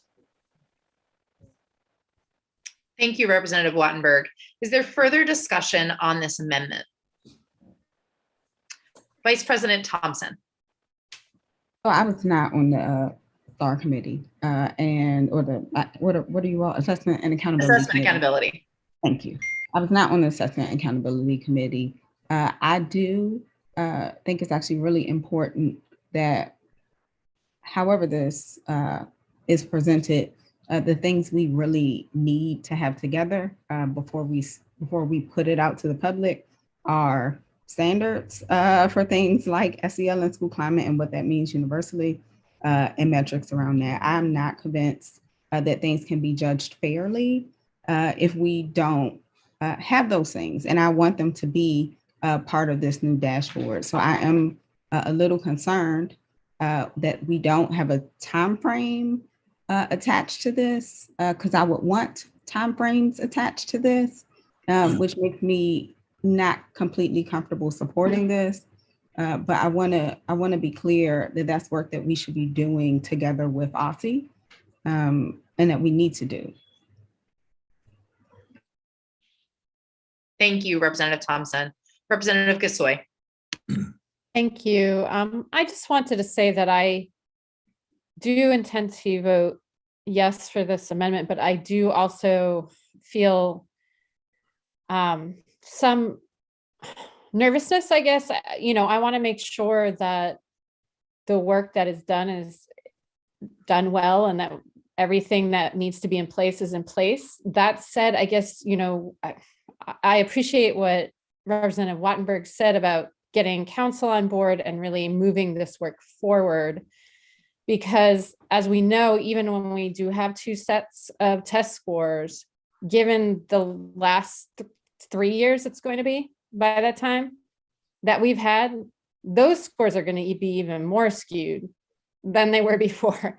And this, if we had another star rating, it would be even less accurate. And so that is the reason why I would vote for this. But I do think that it gives even more, I just would put even more heat on like getting the pieces that need to be in place. So just wanted to call that out. Thank you, Representative Gasoi. Just raise. Representative Reid. Thank you. I think we can hold certain items like in our recommendations as they are recommendations. And we know that, like, for instance, social emotional learning, like Superintendent Grant said, there's no interest, but they won't be taking on, OSSI won't be taking on any more standards until we get social studies across the line, without any timeline for when that will happen. So I think we can make recommendations for what we aspire, what we know, should be included, understanding that there's going to be some work that we're going to have to dig into related to making quality standards for those items. So I wanted to raise that. Thank you, Representative Reid. Seeing no further discussion, Mr. Hayworth, would you please call the roll for a vote on Amendment 4? Representative Gasoi. Aye. Representative Chang. Aye. Representative Wattenberg. Aye. Representative O'Leary. Aye. Representative Parker, Present. Representative Reid, Aye. Representative Patterson, Present. Representative Lopez, Aye. Representative Johnson, Aye. Representative Birnstad, Aye. Representative Thompson, Present. Representative Sutter. Present. Madam President, the amendment is approved. Thank you, Mr. Hayworth. We are moving on now to our fifth and final amendment from Representatives Reid and Wattenberg. So the motion is on Amendment 5. Is there a motion? So moved. Thank you, Representative Wattenberg. Is there a second? Second. There is a second. Thank you, Representative Gasoi. Mr. Hayworth, the motion the amendment having properly been moved and seconded, would you please read it into the record? Amendment 5, replace the text on lines 89 through 91 with the following. The State Board recommends that design features of the dashboard should allow users to link to a more detailed explanation of each school indicator, include the ability to disaggregate indicators based on subgroup, and allow users to sort and compare schools by selecting indicators of interest. The State Board encourages the State Superintendent to explore additional subgroups for disaggregation, including, for example, student enrollment longevity. Thank you, Mr. Hayworth. Representative Wattenberg, would you like to speak in favor of the amendment? Yes, I will speak very quickly. One of the requirements of the SLA is that we report on a number of indicators, including growth and proficiency and a number of others, and that we must disaggregate that data based on subgroups. And so part of this is just to clarify that this is where we're going to do that. We're going to disaggregate it. We will report it out on this website. The other thing this does is we did want to take account of one idea that has been raised actually by Empower K-12 by Josh Boots, which is, I've always thought a very interesting and important idea, which is that sometimes the reason scores are very different in different schools is some schools have more transient student bodies and others don't. And part of what you can see is that in some students who are just beginning at a school, who are there for the first year, typically their scores their growth isn't as good as it is in their second, third, subsequent years. And so this is yet another way to be able to look at the context of a school, which is something that we heard everywhere we went at all of our different meetings and in testimony. We'll be able to see how are your first year students doing and how are the students doing that have been there for a long time. It'll give the schools as well as the rest of us some sense of what's going on in that school, why the scores are low, what kind of extra support they need, and so on. Thank you, Representative Wattenberg. Is there further discussion on this amendment? Okay, seeing no discussion. Mr. Hayworth, would you please call the roll for a vote on Amendment 5? Representative Gasoi. Aye. Representative Chang. Aye. Representative Wattenberg. Aye. Representative O'Leary. Aye. Representative Parker. Aye. Representative Sutter. Aye. Representative Thompson. Aye. Representative Reid. Aye. Representative Patterson. Aye. Representative Lopez. Aye. Representative Johnson. Aye. Representative Birnstad. Aye. The amendment is approved.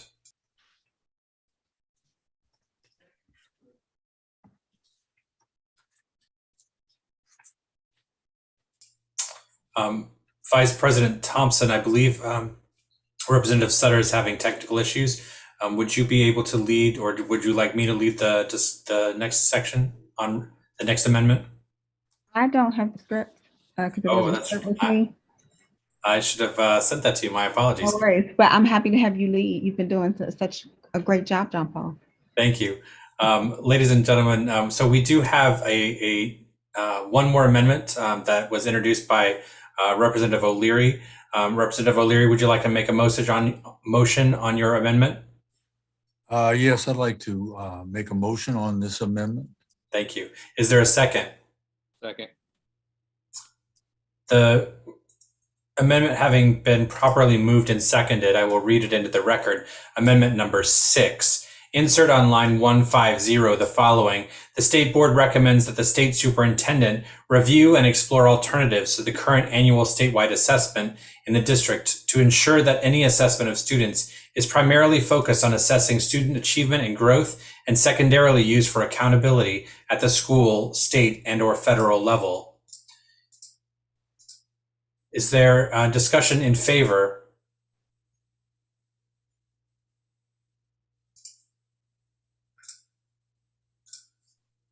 Representative Parker. Yes, I appreciate this amendment, which I think speaks to just a desire to have a more up-to-date and representative summative assessment. I do want to underscore, though, that summative assessments have value. Now, I know we all want to balance the weight and the significance that we place on those summative assessments, but what I appreciate the nuance in this amendment, as I understand it, is that it's not to say summative assessments are bad. In fact, Representative O'Leary earlier today said summative assessments do have some value, but that we as a district should explore a different assessment that is more up to date, that will reflect actually what our students are learning in our classrooms. And I think that is fair. One last thing I would just say about PARCC. One of the things that was touted when the nation adopted PARCC was that because we had new standards, the Common Core standards, we needed a new way of assessing those standards. And since that time, many states, I think all but 2 or 3 have moved away from the PARCC assessment, and the district is one of the last few remaining. And so for that alone, I think there is reason for us to explore a different way of assessing what our students are learning. So thank you for this amendment, Representative O'Leary, and I will be voting for it. Thanks all for carrying on without me while my computer went weird. Are there other comments on O'Leary Amendment 1? Okay, seeing no further discussion on O'Leary Amendment 1, Mr. Hayworth, would you please call the roll for a vote? Representative Gasoi. Aye. Representative Chang. Aye. Representative Wattenberg.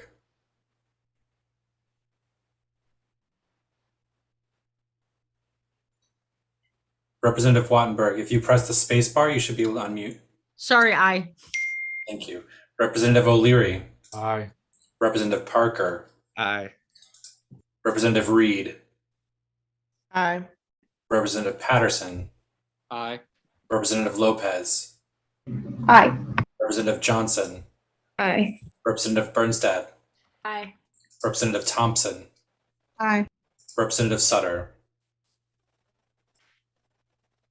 Aye. The amendment is approved. Thank you, Mr. Hayworth. So here's where my questions get a little tricky, Mr. Hayworth. So we have now considered all of the amendments before the board. Those are now included. All of the amendments did pass. So all of the amendments are now included in the final text of the resolution.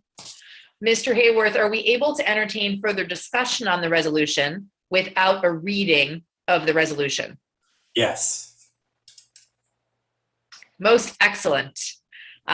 We were most certainly going to waive that reading if that was not a possibility, but since it is there discussion on the resolution as a whole before we take a vote on the resolution as a whole with all of the amendments included? We'll begin with Dr. O'Leary. I would just like to thank the members of the board for giving us direction in our quest to change the system. Period. Thank you, Dr. O'Leary. Representative Patterson. Thank you, President Sutter. What I will state is that while I did not agree with every single amendment, I do agree with the manner in which we have gone about this process, and I look forward to voting in support of the resolution as a whole as we put forward. Thank you, Representative Patterson. Representative Parker.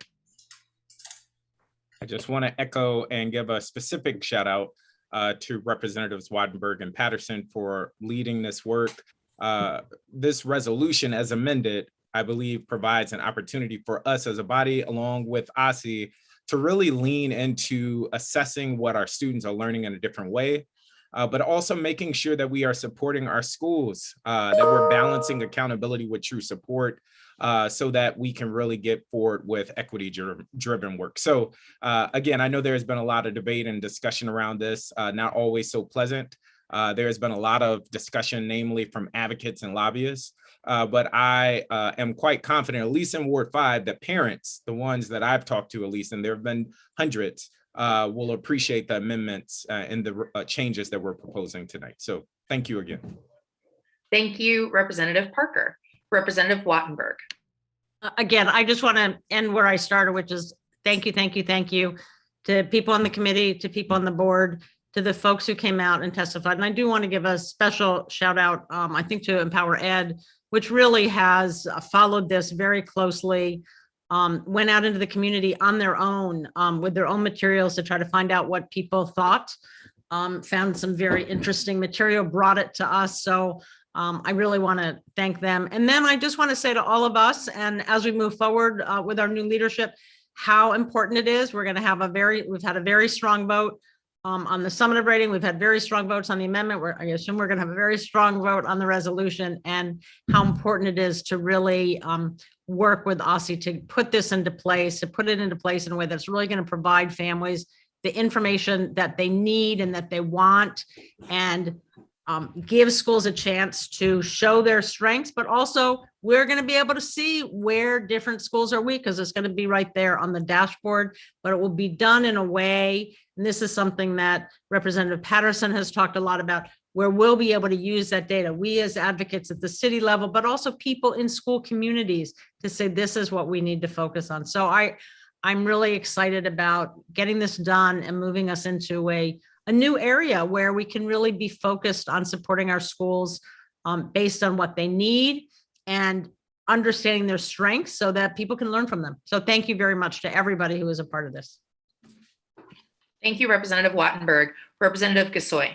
Thank you. I just want to say that the first time I ever heard of the State Board of Education in DC was because of the ramp up to the STAR rating, the design and the engagement sessions that the State Board did with OSSI.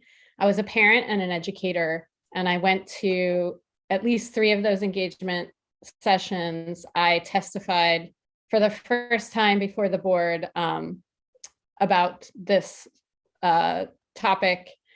And I remember, talking about how we shouldn't rate our schools the way you would rate hotels and restaurants, to quote Mary Levy, but at the time I wasn't quoting her.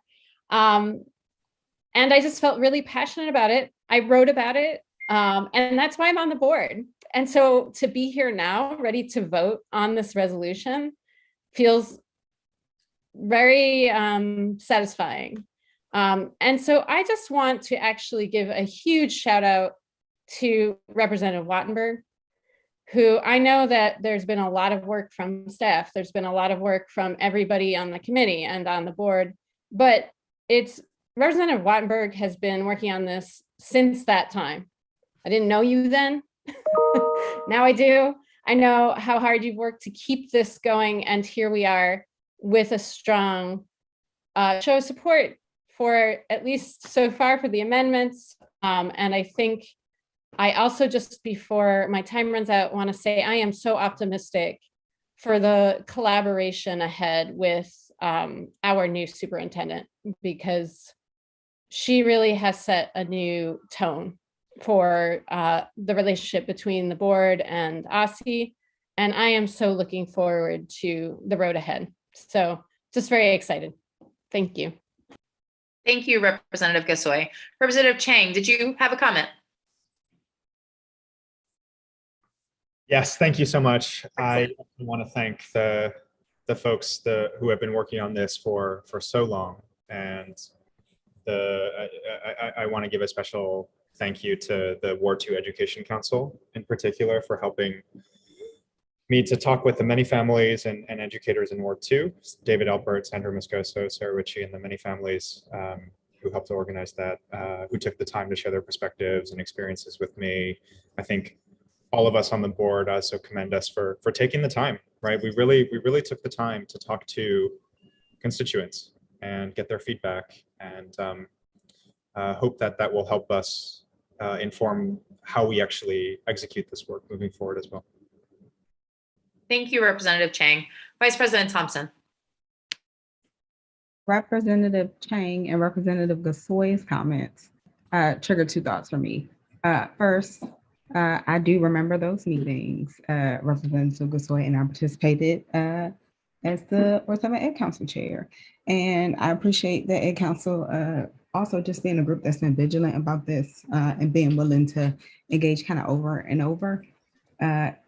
Even now, I'm not currently the chair, but they are willing and ready to continue the work. And they also understand that once this goes to OSSE, there will be more public engagement and there will be more work.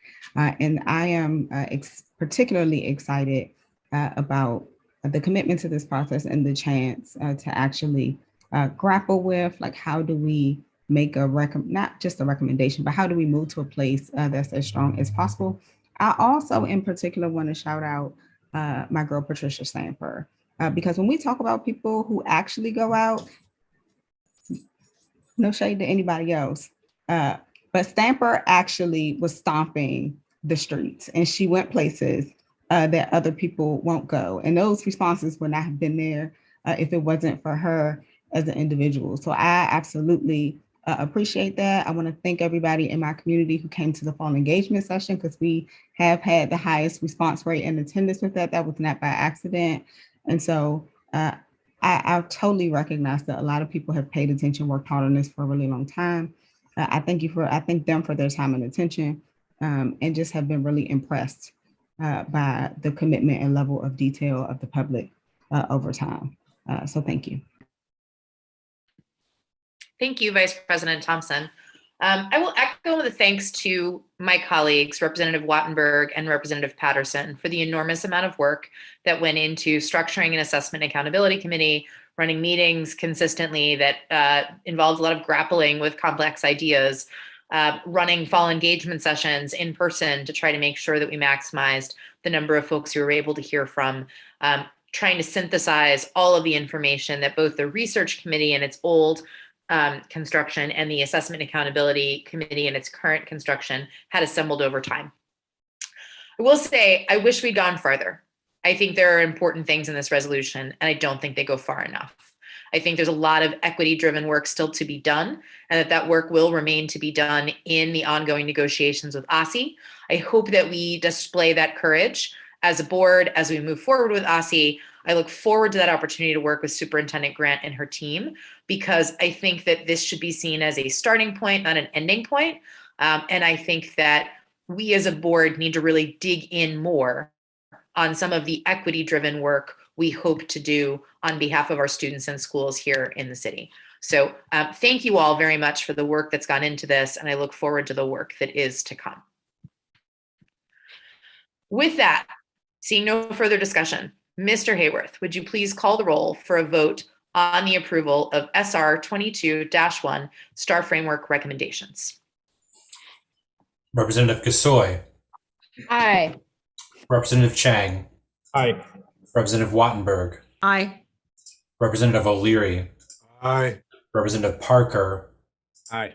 Representative Reid. Aye. Representative Patterson. Aye. Representative Lopez. Aye. Representative Johnson. Aye. Representative Birnstad. Aye. Representative Thompson. Aye. Representative Sutter. Aye. The resolution is approved. All right.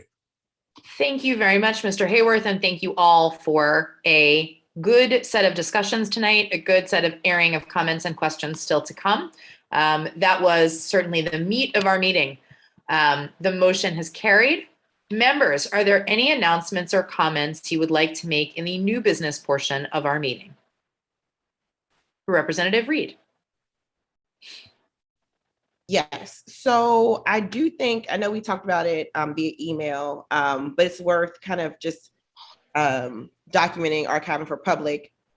next steps for budget. And it sounds like listening to the hearings, reviewing information, and providing considerations for public record about what the board is getting related to the budget, DCPS budget model. And then my second piece is a carryover item that I think is worth making sure that we get some response to. I know Representative Gasoi and I think President Parker leadership emailed the chancellor related to social emotional needs in response to Ms. Nisa Harper's testimony, and kind of what we're seeing related to just huge spikes in behavior at schools. Bullying has been, I think I have a number of constituents that's probably outside of virtual option.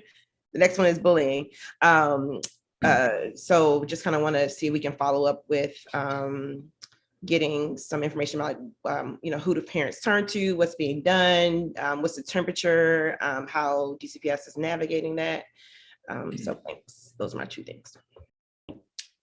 Thank you, Representative Reid. To the first item, just to make sure I'm understanding, for the general public, there had been discussion amongst board members over our emails, our official emails, about the chairman's budget bills that are up for consideration tomorrow related to DCPS budgeting.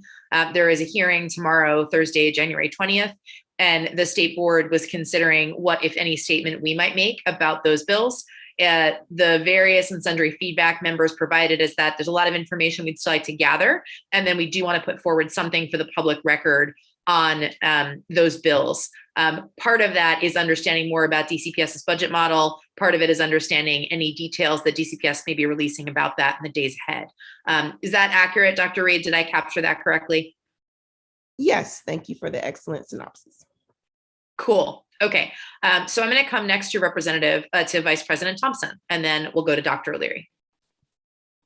I have it's probably a question that may make it into new business that I'm happy to be wrong about. So I know we took some time a few months ago when Elizabeth Davis passed to have like a moment of silence and give some reflections. I cannot remember if we actually passed a resolution that we like printed and passed on to the family. Here's why I'm raising this now. Her birthday is coming up, and the Black Caucus within the WTU is hoping to do something for her. And if we already passed something, that's great. And I would love to just make it nice and mount it and share it, given, how impactful she was for so many. If we have not, then we should absolutely do that. So it's just a follow-up item. I want to say her birthday is February 2nd, because my sister's birthday is February 3rd. So I hope that's something we can do. Thank you, Representative Thompson. I definitely think it's an item we can make sure we discuss as a board and figure out what the appropriate response is. Our next working session conveniently is on February 2nd, so we can certainly discuss it then, if not sooner. Dr. O'Leary and then Representative Parker.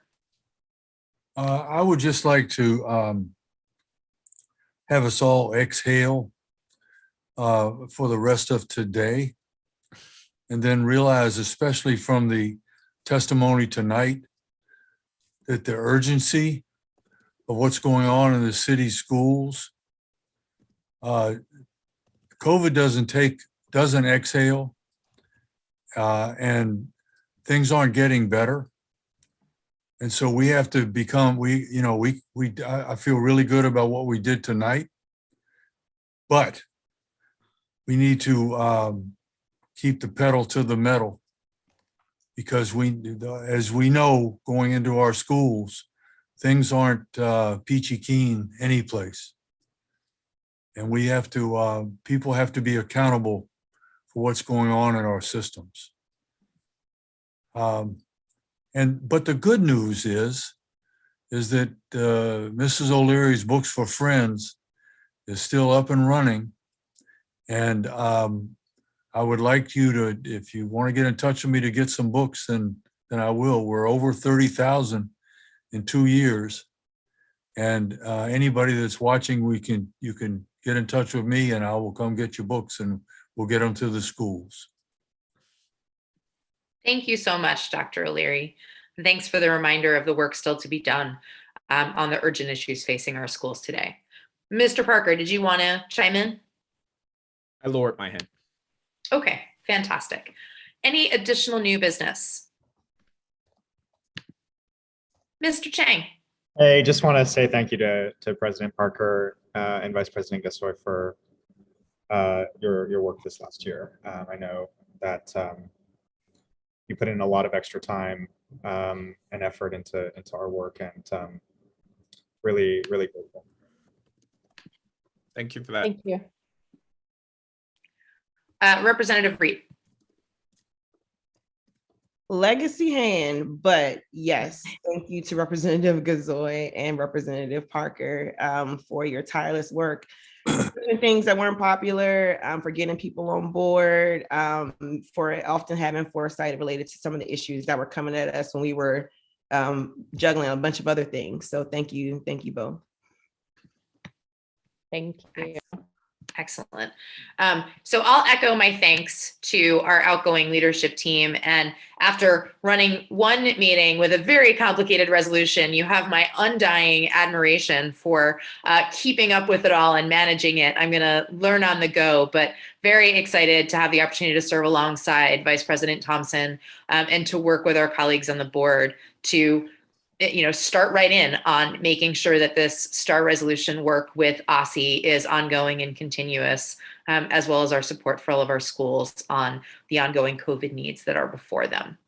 Seeing no further new business, I would entertain a motion to adjourn. Is there a motion? So moved. Excellent. Is there a second? Second. Fantastic. All those in favor say aye. Aye. Aye. Aye. Ayes have it. And this public meeting of the District of Columbia State Board of Education is adjourned at 8:57 p.m. Thank you all for a wonderful night tonight. Thank you again for the election. See you all soon. Thank you. Bye.